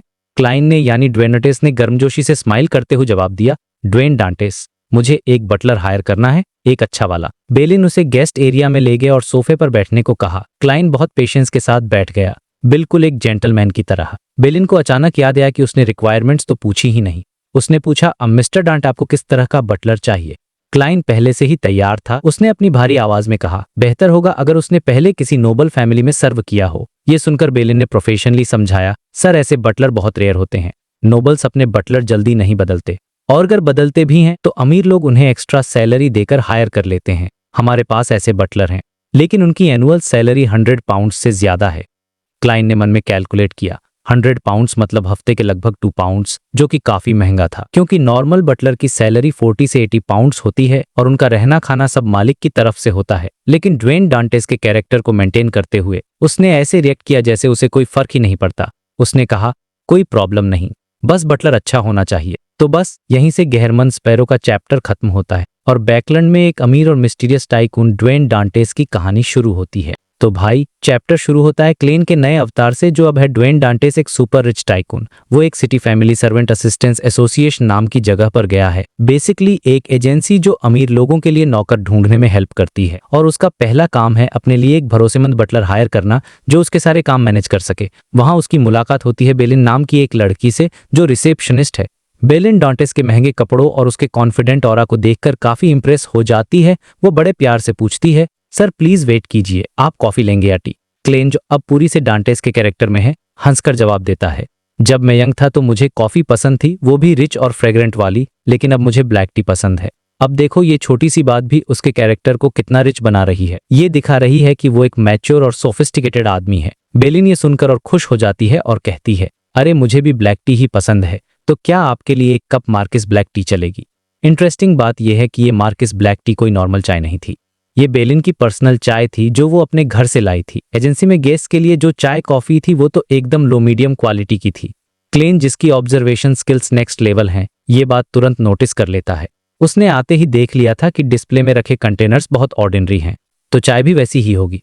तो वो समझ गया कि या तो ये चाय वीआईपी गेस्ट के लिए है या फिर इस लेडी की अपनी पर्सनल है। जो भी हो, ये दिखाता है कि बेलिन उससे कितना इम्प्रेस्ड है और अपनी तरफ से बेस्ट सर्विस देना चाहती है। क्लेन उसे ये फील नहीं होने दिया कि वो सब समझ गया है और बस स्माइल करके बोला, थैंक यू, आपका सजेशन मैं मना ही नहीं कर सकता। ये छोटी टी बातें ही क्लेन को एक परफेक्ट जेंटलमैन दिखा रही थीं। बेलिन तो और भी इम्प्रेस हो गई और तुरंत अंदर जाकर अपने कलीग से सूटेबल कैंडिडेट्स की फाइल्स लेकर आती है और साथ में चाय भी तैयार करती है। इस बीच क्लेन अपने मन में सोच रहा था, वाह एक अच्छा दिखने वाला चेहरा, अच्छी ड्रेसिंग और एक अमीर आदमी का ऑरा। मैं भले ही मिडिल एज का दिख रहा हूँ, फिर भी एक खूबसूरत लड़की से इतनी फ्रेंडलीनेस मिल रही है। ये एक्सपीरियंस उसके लिए पहली बार था और यहीं पर उसे फेसलेस होने का असली प्रिंसिपल और गहराई से समझ आता है। अब ये फेसलेस प्रिंसिपल बहुत जरूरी है दोस्तों। इसका मतलब है कि आप कोई भी रूप ले लो, कोई भी कैरेक्टर प्ले करो, लेकिन अंदर से आपको हमेशा याद रखना है कि आप असल में कौन हो। अगर वो इस नए अमीर अवतार के फायदों में खो गया और ड्वेन डांटेस को असली पहचान मान बैठा, तो वो धीरे धीरे अपनी असली पहचान यानी क्लेन मोरेटी को भूल जाएगा और खो देगा। मेरे हिसाब से ये सीन इसलिए इतना इंपॉर्टेंट है क्योंकि ये क्लेन के स्ट्रगल को दिखाता है कि कैसे पावरफुल बनने के साथ साथ खुद को बनाए रखना भी एक चैलेंज है। जल्द ही बेलिन चाय लेकर आती है और डांटेस के सामने रखती है। क्लेन मजाक में कहता है, बहुत अच्छा, मुझे इस चाय को फॉर्मली फेस करने के लिए अपना मूड एडजस्ट करने का टाइम मिल गया है। उसकी इस बात से बेलिन और भी खुश हो जाती है। उसे लगता है कि ये आदमी कितना चार्मिंग और बात करने में माहिर है। वो मन ही मन सोचती है, ये पक्का लॉर्ड ऑफ्स का बिलीवर नहीं हो सकता क्योंकि उस चर्च के बिलीवर्स थोड़े रूड माने जाते थे। खैर, थोड़ी देर में बेलिन 3 बटलर कैंडिडेट्स की फाइल्स लेकर उसके पास बैठ जाती है। वो इंट्रोड्यूस करना शुरू करती है। स्क्रीनिंग के बाद हमारे पास 3 सूटेबल बटलर हैं। पहले हैं मिस्टर एस्निया एज 55। ये पहले एक विस्काउंट यॉर्कविल के लिए काम करते थे, लेकिन उस विस्काउंट का बिजनेस डूब गया और उसे अपने नौकरों को निकालना पड़ा। पिछले 10 सालों में उन्होंने 2 और टाइकून्स के लिए काम किया है और घर मैनेज करने में काफी अच्छे हैं। उनकी एक्सपेक्टेड एनुअल सैलरी है 130 पाउंड्स और वो एवरनाइट गॉडेस के बिलीवर हैं। क्लेन ये सुनकर अपने चेस्ट पर साइन बनाता है जो एवरनाइट गॉडेस के बिलीवर्स बनाते हैं, जिससे बेलिन को पता चलता है कि डांटेस भी उसी गॉडेस को मानता है। ये एक प्लस पॉइंट था। सेम फेथ वाले लोगों में ट्रस्ट जल्दी बनता है। बेलिन की आंखें चमक उठती हैं और वो पूछती हैं, मिस्टर डांटेस, क्या आप भी गॉडेस के बिलीवर हैं? क्लेन बस स्माइल के साथ हमें सिर हिला देता है। बेलिन फिर दूसरे कैंडिडेट के बारे में बताती हैं, मिस्टर रेबेक एज 48। ये पहले नेगन फैमिली के लिए काम करती थी, जो एक बहुत पावरफुल वहां ड्यूटी बटलर थे, मतलब काफी हाई प्रोफाइल एक्सपीरियंस था। लेकिन ड्यूक नेगन के मर्डर के बाद जब उनका कॉन्ट्रैक्ट खत्म हुआ तो उन्हें रिन्यू नहीं किया गया। अब ये थोड़ा सस्पिशियस पॉइंट था कि इतने बड़े घर में काम करने वाले को रिन्यू क्यों नहीं किया गया। खैर, उनकी एक्सपेक्टेड सैलरी थी 120 पाउंड्स। फिर बेलिन तीसरे कैंडिडेट के बारे में बताती है। तीसरे हैं मिस्टर वॉल्टा एज 42। ये तीनों में सबसे यंग थे और विस्काउंट कॉनराड के यहाँ काम करते थे। वहां के मेन बटलर से किसी बात पर झगड़ा होने की वजह से इन्होंने जॉब छोड़ दी। इनकी एक्सपेक्टेड सैलरी थी 115 पाउंड्स और ये भी एवरनाइट गॉडेस के बिलीवर थे, लेकिन इनकी पॉलिटिकल पार्टी अलग थी। अब देखो, ये बंदा एम्बिशियस लग रहा था जिसने अपने बॉस से पंगा ले लिया। हो सकता है ये नए आइडियाज वाला हो जो एक नए टाइकून के लिए अच्छा हो सकता है। तीनों कैंडिडेट्स के बारे में सुनने के बाद क्लेन ने तुरंत फैसला नहीं लिया। ये एक स्मार्ट मूव था। उसने कहा, ऐसा करते, इन तीनों को कल सुबह 9 बजे मेरे एड्रेस पर भेज दीजिए। मैं उनसे मिलकर फाइनल डिसीजन लूंगा।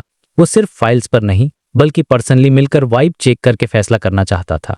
बेलिन मान जाती है और उसका एड्रेस पूछती है। क्लेन उसे अपने होटल का एड्रेस लिखकर देता है, जिसे देखकर बेलिन को रियलाइज होता है कि डांटेस अभी अभी बैकलैंड आया है। उसे ये भी याद आता है कि डांटेस का एक्सेंट बैकलैंड वाला नहीं है और उसकी स्किन भी थोड़ी टैंड है। क्लेन बताता है कि वो डेसी बे से आया है और एक अच्छा बटलर ढूंढ रहा है जो उसे एक अच्छा घर और बाकी नौकर ढूंढने में मदद कर सके। 3 पाउंड की डिपॉजिट देने के बाद क्लेन वहां से निकल जाता है। बेलिन उसे दरवाजे तक छोड़ने आती है और सोचती है, मिस्टर डांटेस भी एक टाइकून लगते और उनका जेंटलमैन वाला बिहेवियर तो और भी चार्मिंग है। मतलब क्लेन की एक्टिंग पूरी तरह से सक्सेसफुल रही। अब आता है कहानी का सबसे मजेदार और रिलेटेबल हिस्सा, हिसाब किताब। गाड़ी में बैठकर क्लेन आने वाले खर्चों को कैलकुलेट करने लगता है। उसके होश उड़ जाते हैं। सोचो, बटलर की सैलरी लगभग 120 पाउंड्स, वैलेट की 35, शेफ की 30, गार्डनर और ड्राइटी 525। इसके अलावा 3 मेड्स और बाकी नौकर। सिर्फ सर्वेंट्स की साल की सैलरी ही 330 पाउंड्स बन रही थी। ये रकम उसकी टिंगन शहर की पुरानी सैलरी से कई गुना ज्यादा थी। इसके अलावा एक गाड़ी चाहिए जो 100 पाउंड्स की आएगी, घर का किराया, सबका खाना पीना, कपड़े। खर्चा बहुत ही ज्यादा था। एक पल के लिए तो क्लेन को भी लगा, is this the life of a tycoon. उसे शायद थोड़ा रिग्रेट भी हुआ कि उसने इतना महंगा कैरेक्टर क्यों चुना, सारा पैसा तो इसी में चला जाएगा। खैर, इन सब बातों को इग्नोर करके वो अपनी पहचान को और मजबूत करने के लिए अगले स्टेप पर जाता है। वो सीधा पहुंचता है सेंट सैमुअल कैथेड्रल, जो बैकलैंड में एवरनाइट गॉडेस के चर्च का हेडक्वार्टर था। एक अमीर आदमी का यहाँ यानी कि भक्त दिखना भी तो जरूरी है। वो चर्च के अंदर जाता है, शांति से प्रेयर करता है और फिर डोनेशन बॉक्स की तरफ बढ़ता है और फिर वो खेलता है अपना मास्टर स्ट्रोक। वो अपनी जेब से 2 10 पाउंड के नोट्स और 6 5 पाउंड के नोट्स निकालकर बॉक्स में डाल देता है। Total 50 pounds. भाई, उस जमाने में 50 पाउंड्स एक बहुत बड़ी रकम थी, खासकर डोनेशन बॉक्स के लिए। चर्च के बिशप की नजर उस पर पड़ती है और वो भी हैरान रह जाता है। इस एक मुंह से क्लेन ने चर्च के सबसे बड़े आदमी की नजरों में अपनी एक पावरफुल इमेज बना ली। मैसेज क्लियर था, ड्वेन डांटेस न सिर्फ टाइकून है बल्कि गॉडेस का एक बहुत बड़ा और उदार भक्त भी है। तो इस तरह क्लेन ने अपने नए कैरेक्टर की नींव रखनी शुरू कर दी है और अब कहानी यहाँ से और इंटरेस्टिंग होने वाली है। तो भाई, चैप्टर शुरू होता है सेंट सैमुअल कैथेड्रल के मेन प्रेयर हॉल से। वहाँ का माहौल काफी शांत और डिवाइन था और एक ब्लैक हेयर्ड बिशप अपनी ड्यूटी पर थे। उनकी नजर डोनेशन बॉक्स के पास खड़े एक मिड एज जेंटलमैन पर पड़ती है, जो कोई और नहीं बल्कि हमारा क्लेन है, अपने नए अमीर अवतार ड्वेन डांटेस के रूप में। बिशप उस आदमी के गुड लुक्स और मैच्योर बिहेवियर से काफी इंप्रेस होते हैं, खासकर जब वो एक जेनरस डोनेशन देता है। लेकिन क्योंकि वो एक होली जगह पर थे और गॉडेस की नजर में थे, वो किसी को भी ज्यादा अटेंशन नहीं दे सकते थे, चाहे उसने कितना भी बड़ा डोनेशन क्यों न दिया हो। पर उन्होंने मन में सोच लिया था कि मौका मिलने पर वो इस जेंटलमैन से जान पहचान जरूर बढ़ाएंगे। अब देखो क्लेन का स्वैग। डोनेशन डालने के बाद वो आंखें बंद करके वहां से निकलने लगता है और जाते जाते वो बिशप की तरफ देखकर एक हल्की सी स्माइल के साथ सिर हिलाता है। ये एक छोटा सा जेस्चर था, लेकिन इसने एक अमीर और कॉन्फिडेंट आदमी की इमेज को और पक्का कर दिया। बिशप भी बदले में एक वार्म स्माइल देते हैं। क्लेन को किसी से भी कांटेक्ट करने की कोई जल्दी नहीं थी, क्योंकि उसका प्लान था हर काम को लॉजिकली करना, ताकि किसी को भी उस पर जरा सा भी शक न हो। वो आराम से साइड होकर दूसरे लोगों को रास्ता देता है, अपनी सीट पर वापस जाकर अपनी हेयर केन उठाता है और कैथेड्रल से बाहर निकल जाता है। मतलब पूरा सीन एकदम नेचुरल लग रहा था, जैसे कोई सच में अमीर आदमी अपनी डेली रूटीन फॉलो कर रहा हो। अब यहाँ थोड़ा सा वर्ल्ड बिल्डिंग समझो। उस दुनिया में चर्च को डोनेशन देना कोई जबरदस्ती वाला काम नहीं था। लोग अपनी श्रद्धा और अपनी जेब के हिसाब से देते थे। जो आम लोग थे वो कुछ पेनीज डोनेट करते थे। मिडिल क्लास वाले 3 से 5 सोली तक और अमीर लोग पाउंड्स में देते थे, लेकिन नॉर्मली 100 पाउंड से ज्यादा नहीं।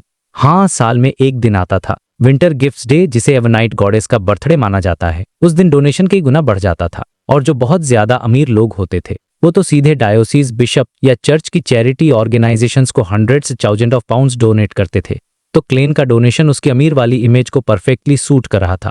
कैथेड्रल से बाहर निकलकर क्लेन सीधे घर नहीं जाता। वो बाहर स्क्वायर में खड़ा होकर कबूतरों को उड़ते हुए देखने लगता है और फिर पास के एक ठेले वाले से कुछ खाना खरीदकर उन्हें खिलाने लगता है। अब सोचो, ये सब क्यों? ये सब उसके कैरेक्टर ड्वेन डांटेस का हिस्सा है। एक ऐसा अमीर आदमी जिसके पास बहुत पैसा और बहुत खाली टाइम है। वो घर ढूंढने की टेंशन भी नहीं ले रहा था, क्योंकि ये काम उसके बटलर का था। एक अच्छा बटलर सिर्फ घर नहीं ढूंढता, वो ये भी देखता है कि आस पड़ोस में अमीर और पावरफुल लोग रहते हैं जिनसे उसके मास्टर के कनेक्शंस बन सकें। पड़ोसियों के साथ अच्छी जान पहचान ही तो सोसाइटी में घुसने का पहला स्टेप होता है। क्लेन मन ही मन सोचता है, ये है किंगडम की क्लब पॉलिटिक्स। हर जगह बस कनेक्शंस और रिकमेंडेशंस चाहिए। अब जब कबूतरों को खिलाने वाला का काम हो गया तो क्लेन सोचता है कि अब क्या किया जाए। उसे रियलाइज होता है कि फिलहाल उसके पास करने के लिए कुछ भी जरूरी काम नहीं है, क्योंकि उसके सारे प्लान अभी शुरुआती स्टेज में हैं। तो वो फैसला करता है कि आज एक महंगा और शानदार लंच किया जाए। ये एक ऐसी चीज थी जो ड्वेन डांटेस जैसा कैरेक्टर तो करता ही, पर साथ ही ये क्लेन की खुद की क्यूरियोसिटी भी थी। बैकलैंड में इतने महीने रहने के बाद भी वो कभी हिम्मत नहीं जुटा पाया था कि शहर के सबसे फेमस रेस्टोरेंट्स में जाकर दुनिया देखे। वो हमेशा सस्ते ऑप्शंस ही चुनता था। उसके दिमाग में 2 नाम आते हैं। पहला लेबोरी रेस्टोरेंट, जिसका हेड शेफ अल हॉल की फैमिली से था और जो अपने लोकल बैकलैंड खाने और महंगी डेजर्ट्स के लिए फेमस था। और दूसरा इंटिस रेंजो रेस्टोरेंट, सबसे ऑथेंटिक इंटिस खाना सर्व करने का दावा करता था। और मजे की बात ये थी कि वहां की कई डिशेज का नाम एम्परर रोजेल के नाम पर था, ये कहकर कि ये डिशेज सीधे एम्परर के पैलेस से आई हैं। क्लेन को ये आइडिया ज्यादा इंटरेस्टिंग लगता है और वो एम्परर के पैलेस का खाना ट्राई करने का फैसला कर लेता है। तो भाई, क्लेन एक घोड़ा गाड़ी लेता है और वेस्ट बरो के इंटिस रेंजो रेस्टोरेंट पहुंच जाता है। अंदर घुसते ही वो अपना कोट, हैट और केन वेटर को देता है।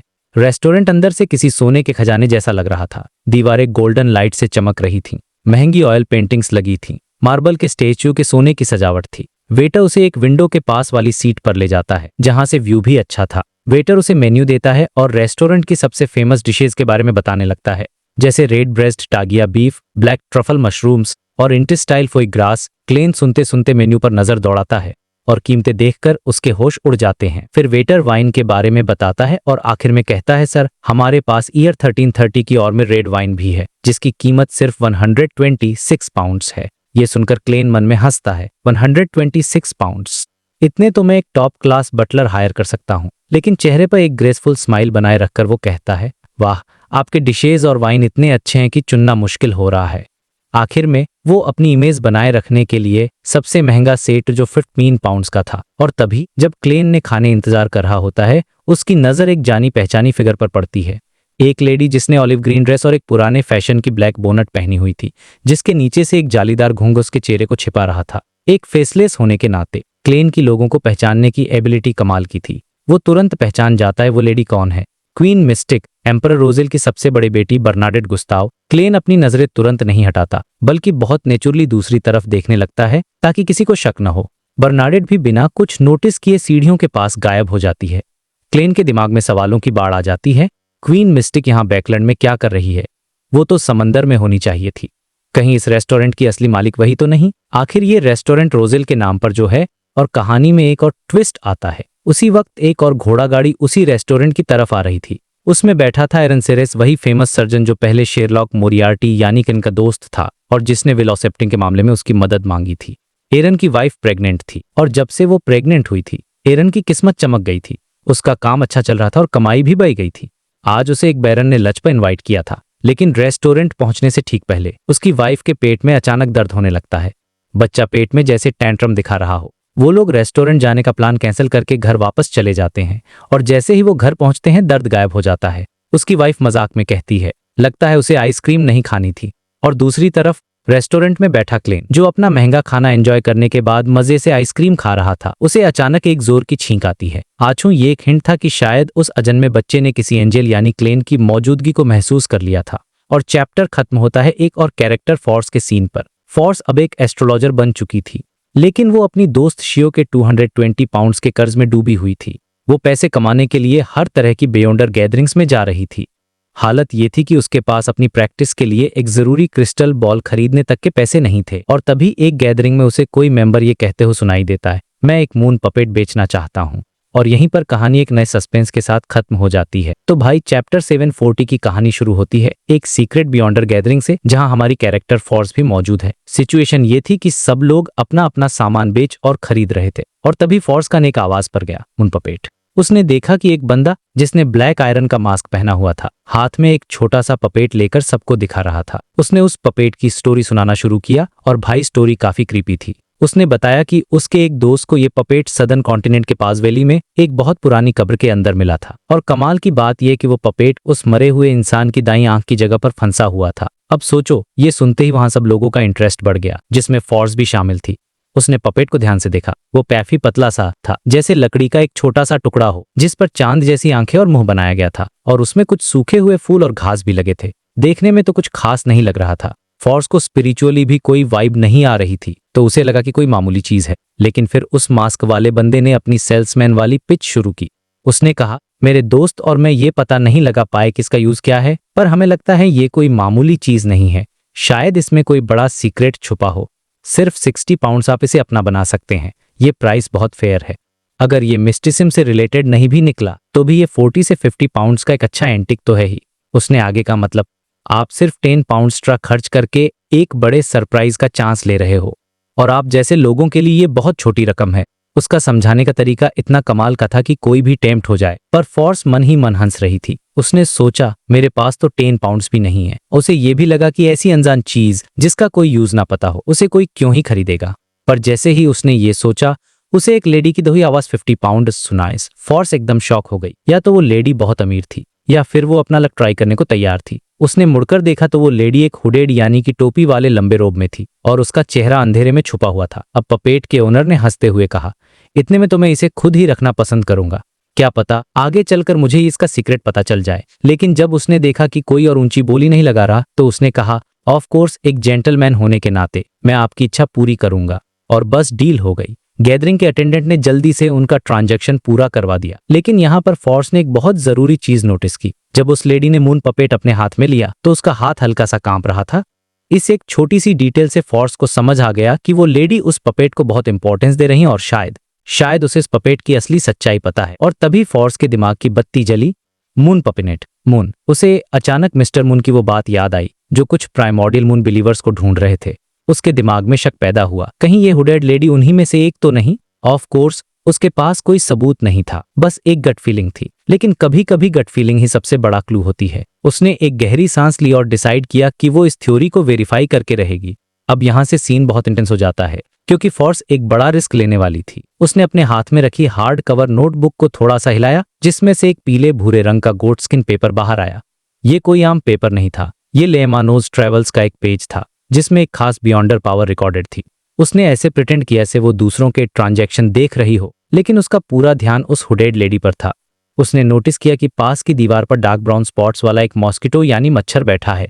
फॉर्स ने धीरे से अपनी उंगली उस गोटस्किन पेपर के पैटर्न पर फिराई और उसके दिमाग में एक कॉम्प्लिकेटेड सिंबल बन गया। और बस बिना कोई आवाज किए, बिना किसी को पता चले, उसने उस मच्छर को अंडरस्टैंड कर लिया। मतलब अब वो मच्छर उसके कंट्रोल में था। वो ब्राउन स्पॉट्स वाला मच्छर धीरे से उड़ा और उस हुडेड लेडी के चारों ओर चक्कर लगाकर बड़ी सावधानी से उसके सामने चिपक गया। एक मच्छर का विजन इंसानों से बहुत अलग होता है, इसलिए फॉर्स के दिमाग में पहले तो एक अजीब सी इमेज बनी, लेकिन फिर वो इमेज नॉर्मल हो गई और उसे उस लेडी का चेहरा साफ साफ दिख गया। उस लेडी की स्किन डार्क थी, आईब्रोज पतली थी, और चेहरा देखते ही फॉर्स उसे पहचान लिया। वो कोई और नहीं बल्कि वही प्राइमोर्डियल मून बिलीवर थी जिसे मिस्टर मून ढूंढ रहे थे, विंडसर बेरिंग।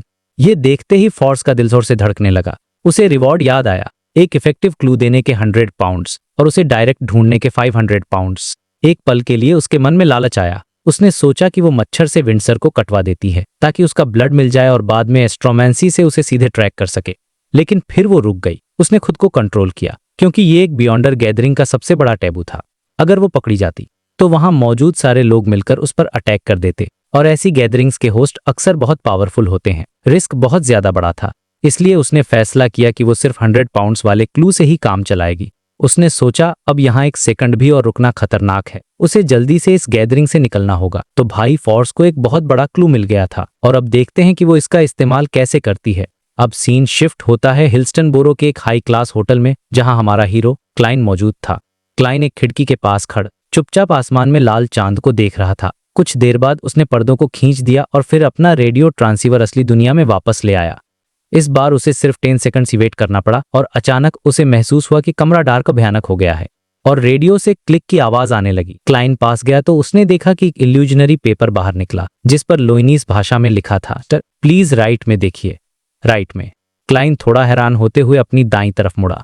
उसने देखा कि वहां रखा फुल बॉडी मिरर पूरी तरह से डार्क हो चुका था, जैसे उस पर किसी ने स्याही पोत दी हो। और जैसे ही क्लाइन के मन में एक ख्याल आया, वो मिरर अचानक चमक उठा और उसके अंदर से इल्जली आतिशबाजी होने लगी। एक ग्रैंड वेलकम चल रहा था और उसी के साथ मिरर पर गोल्ड लोइनिस वर्ड्स की एक लाइन उभरी, वेलकम बैक ग्रेट मास्टर। उस वक्त भले ही एरोडेस यानी उस मिरर से कोई आवाज नहीं आ रही थी, लेकिन क्लाइन को ऐसी फीलिंग आ रही थी जैसे वो पागलों की तरह चिल्ला रहा हो। आतिशबाजी खत्म होने पर वो गोल्डन टेक्स्ट बदला और एक नई लाइन बनी, ग्रेट मास्टर, आपका लॉयल और हम्बल सर्वेंट एरोडेस पूछना चाहता है कि मैं आपकी क्या सेवा कर सकता हूँ। क्लाइन को अब इन सब चीजों की आदत हो गई थी, तो उसने सीधे सीधे कहा, मेरे सवालों के जवाब दो। गोल्डन लाइन फिर से बदली, आपके जवाब के लिए सकते हैं। क्लाइन पहले से ही तैयार था। उसने पूछा, विलियम स्ट्रीट वाला ईविल स्पिरिट कहाँ गया? मिरर पर गोल्डन टेक्स्ट कुछ सेकंड्स के लिए जम गया और फिर धीरे धीरे गायब हो गया और बैकग्राउंड में एक नया सीन साफ होने लगा। ये एक वीरान चैपल का सीन था जिसकी दीवारों पर सूखी बेड़े हुई थीं और हर तरफ पत्थर बिखरे पड़े थे। क्लाइन को यह जगह जानी पहचानी लगी। ये वही जगह थी जहां उसने और शैरोन ने उस ईविल स्पिरिट से बात की थी। सीन और करीब आया और क्लाइन ने देखा कि टूटे हुए चैपल के कोने में एक छोटा सा गड्ढा था जो उंगलियों से खोदा गया लग रहा था। और तभी उस मिट्टी में से एक ठंडी आवाज आई जिसमें एक मुस्कान छुपी हुई थी, आपके साथ काम करके खुशी हुई। ये शब्द मिलते ही सीन पानी की तरह हिलने लगा और फिर पूरी तरह से टूट गया। क्लाइन का डिटेक्टिव दिमाग तुरंत काम करने लगा। आपके साथ काम करके खुशी हुई, ईविल स्पिरिट ने ये किससे कहा था? एक हंटर पाथवे का एंजेल इतने रिस्पेक्टफुल टोन में बात कर रहा है, मतलब सामने वाला भी कोई छोटे लेवल का बंदा नहीं होगा, शायद कोई दूसरा एंजेल हो। लेकिन अगर वो एंजेल था तो उसने गड्ढा खोदने के लिए अपनी उंगलियों का इस्तेमाल क्यों किया? उसके पास तो इससे कहीं आसान तरीके होने चाहिए। क्या वो एंजेल भी किसी तरह से रेस्ट्रिक्टेड है? हाँ, बिल्कुल वैसे ही जैसे लियोनार्ड के शरीर में वो ग्रैंडपा हैं। क्लाइन समझ गया कि इंटिस और फेसाक के जासूस तो बस एक स्मोक स्क्रीन थे जिसे ईविल स्पिरिट ने जानबूझकर बनाया था। एक कॉन्स्पिरेटर से यही उम्मीद की जा सकती थी। अपने थॉट्स को समेटते हुए क्लाइन ने एरोडेस से अपना दूसरा सवाल पूछा, मेरे पास चुनने के ये 3 बटलर हैं, तुम्हें क्या लगता है सबसे सूटेबल कौन है? गोल्डन वर्ड्स एक एक करके सामने आए। अगर आप रेबेक और वॉल्टर को चुनते हैं तो एक एडिशनल डेवलपमेंट हो सकता है। एस्निया सबसे ज्यादा प्रोफेशनल है, लेकिन वो सबसे ज्यादा ऑर्डिनरी भी है। क्लाइन ने मन में सोचा, हम मतलब जिन 2 लोगों ने पहले ड्यूक नेगन और विस्काउंट कॉनराड के लिए काम किया है, उनसे कुछ एक्स्ट्रा जानकारी मिल सकती है। क्लाइन ने सिर हिलाया और कहा, अब तुम्हारी पूछने की बारी है। इस बार गोल्डन टेक्स्ट का एक पूरा झुंड सामने आया। ग्रेट मास्टर, मैं आपका बटलर बन जाऊं, इस बारे में आपका क्या ख्याल है? जब तक आप मुझे चर्च ऑफ स्टीम से बाहर निकालेंगे, मैं दुनिया का सबसे बेस्ट बटलर बन सकता हूं। क्लाइन एक सेकंड के लिए स्पीचलेस हो गया। उसने अपने शब्दों को तौलते हुए जवाब दिया, फिलहाल ये सूटेबल नहीं है। मिरर में गोल्डन टेक्स्ट तुरंत डार्क हो गया, लेकिन फिर से चमक उठा और नए शब्द बने, ठीक है, आपका लॉयल और हम्बल सर्वेंट एरोडेस उस दिन का पेशेंटली इंतजार करेगा।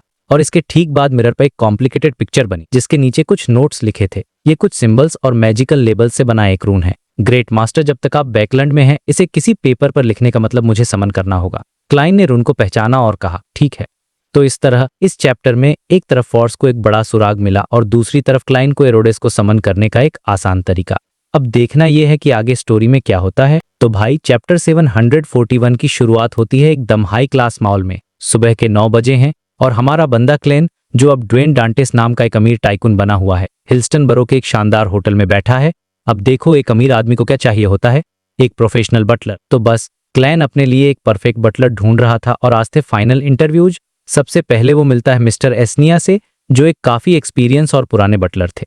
क्लैन उन्हें बड़े प्यार से एक महंगी वाइन की बोतल गिफ्ट करता है और बहुत ही पोलाइट तरीके से कहता है कि मैं कल तक अपना डिसीजन बता दूंगा, शायद मैं खुद आपसे मिलने आऊंगा।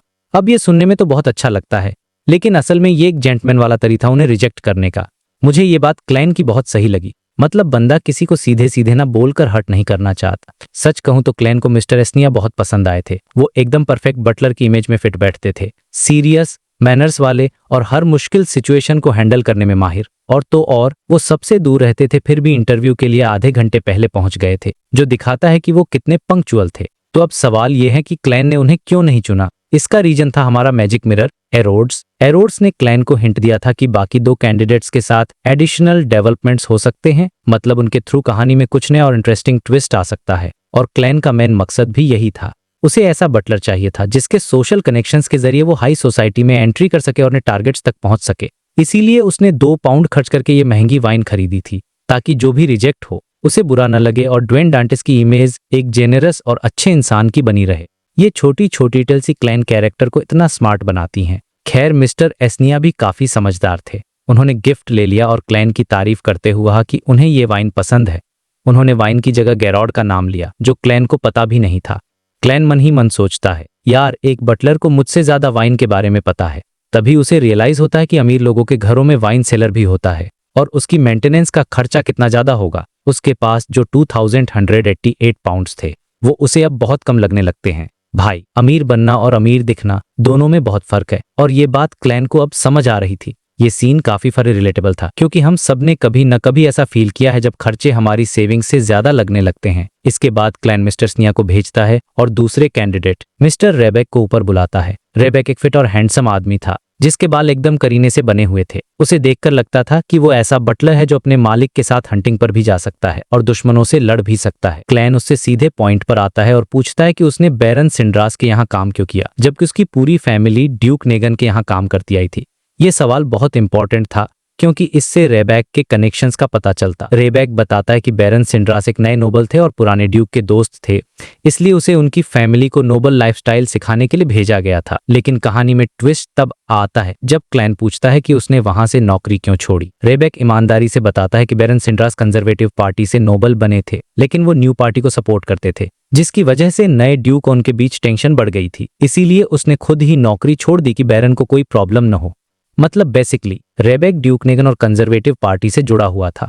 क्लैन समझ जाता है कि अब वो इसे हायर करता है तो उसे ड्यूक नेगन और पिछले साल हुए उनके फादर के एसिनेशन के बारे में कुछ पता चल सकता।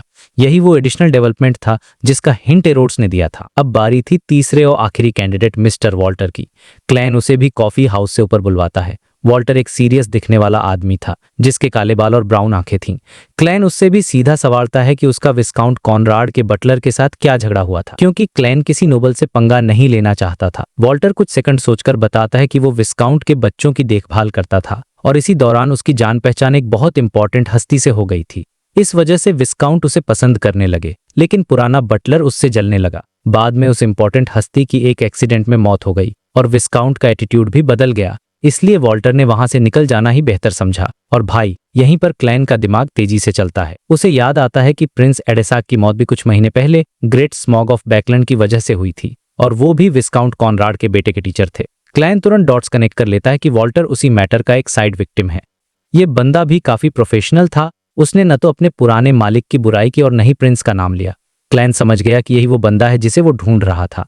इसके थ्रू उसे रॉयल फैमिली और उस पूरे इंसिडेंट से जुड़े राज पता चल सकते थे।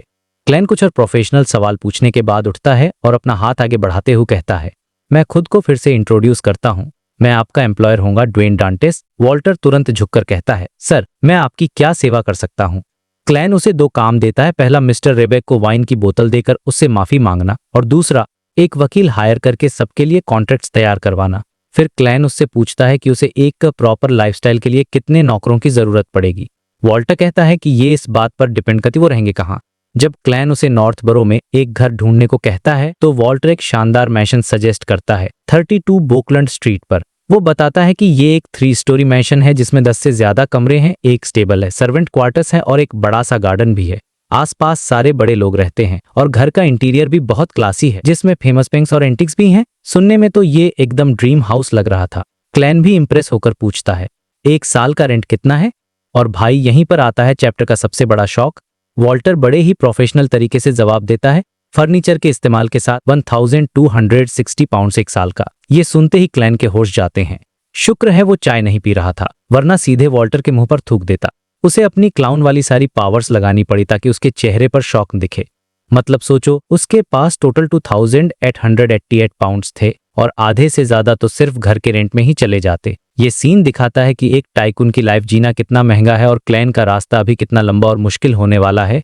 और इसी शौक के साथ ये चैप्टर खत्म हो जाता है। मेरे हिसाब से ये एक परफेक्ट एंडिंग थी जो हमें अगले चैप्टर के लिए और भी ज्यादा एक्साइटेड कर देती है। तो भाई, चैप्टर 742 में आपका स्वागत है। और इस चैप्टर में हम देखेंगे कि एक अमीर आदमी की तरह कितना महंगा और मुश्किल काम है, खासकर हमारे क्लेन के लिए जो असल में तो काफी कंजूस है। सीन शुरू होता है जो अब ड्वाइन डांटेस के नाम से जाना जाता है और उसके नए बटलर वाल्टर के बीच। क्लेन एक नया घर ढूंढ रहा है, एक ऐसा घर जो उसकी नई अमीर पहचान को सूट करे। वाल्टर से कुछ ऑप्शंस बताता है और पहला ऑप्शन सुनकर ही क्लेन के होश उड़ जाते होंगे। वाल्टर गार्डन में रहता है जिसका सालाना रेंट सिर्फ 1260 पाउंड्स है। भाई साहब, ये सुनकर क्लेन ने बाहर से तो स्माइल किया होगा, लेकिन अंदर से उसकी आत्मा कांप गई होगी। इतना ज्यादा रेंट। खैर, क्लेन रहता है और पूछता है और कोई ऑप्शंस हैं। अब वॉल्टर दूसरा ऑप्शन बताता है, फेल्प्स स्ट्रीट पर एक घर जिसका रेंट 220 पाउंड्स है। ये प्राइस क्लेन के बजट के ज्यादा करीब था, लेकिन एक बहुत बड़ी प्रॉब्लम थी। ये घर सेंट सैमुअल कैथेड्रल से सिर्फ 100 मीटर्स दूर था। अब सोचो, इसका मतलब है कि वहां के ज्यादातर पैदल चलने वाले लोग नाइट हॉक्स होंगे।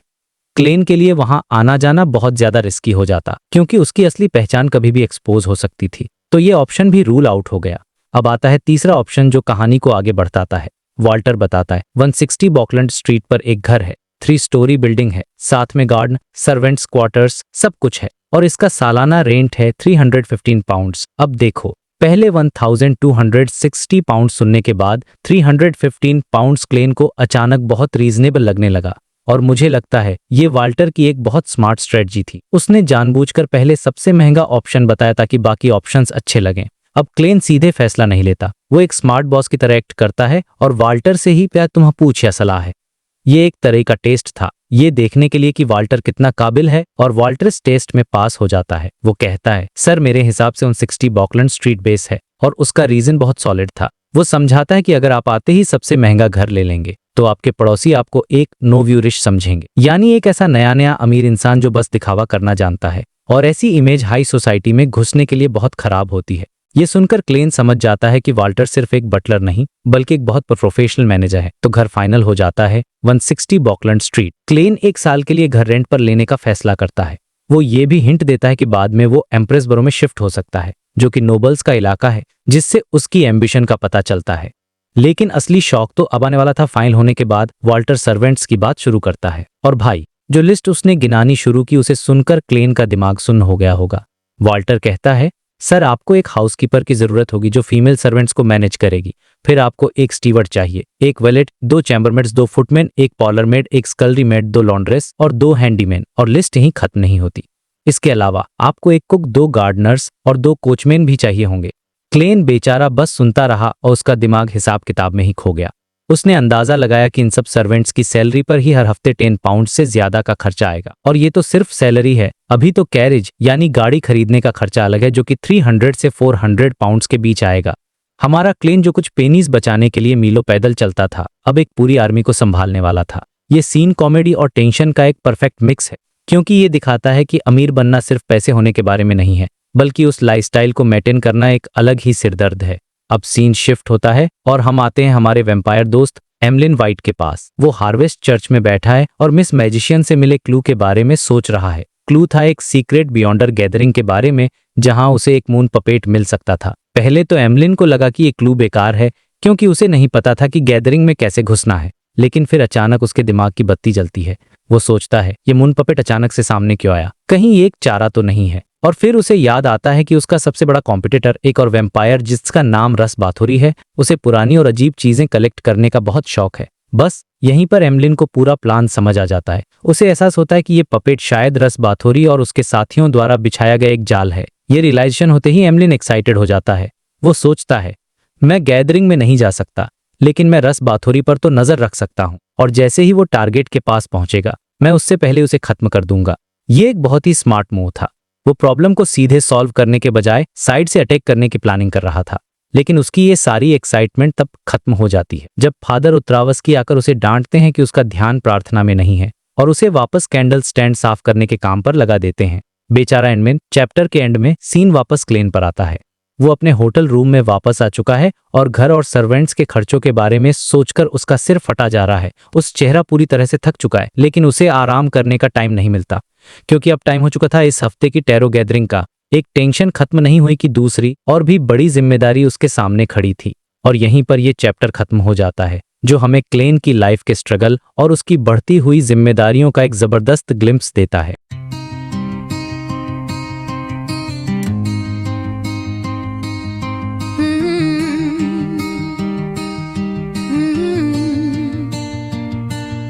In a quiet room, the candle burns low, a page turns slow, the symbols flow, voices rise where none should be, a whisper calls across the sea.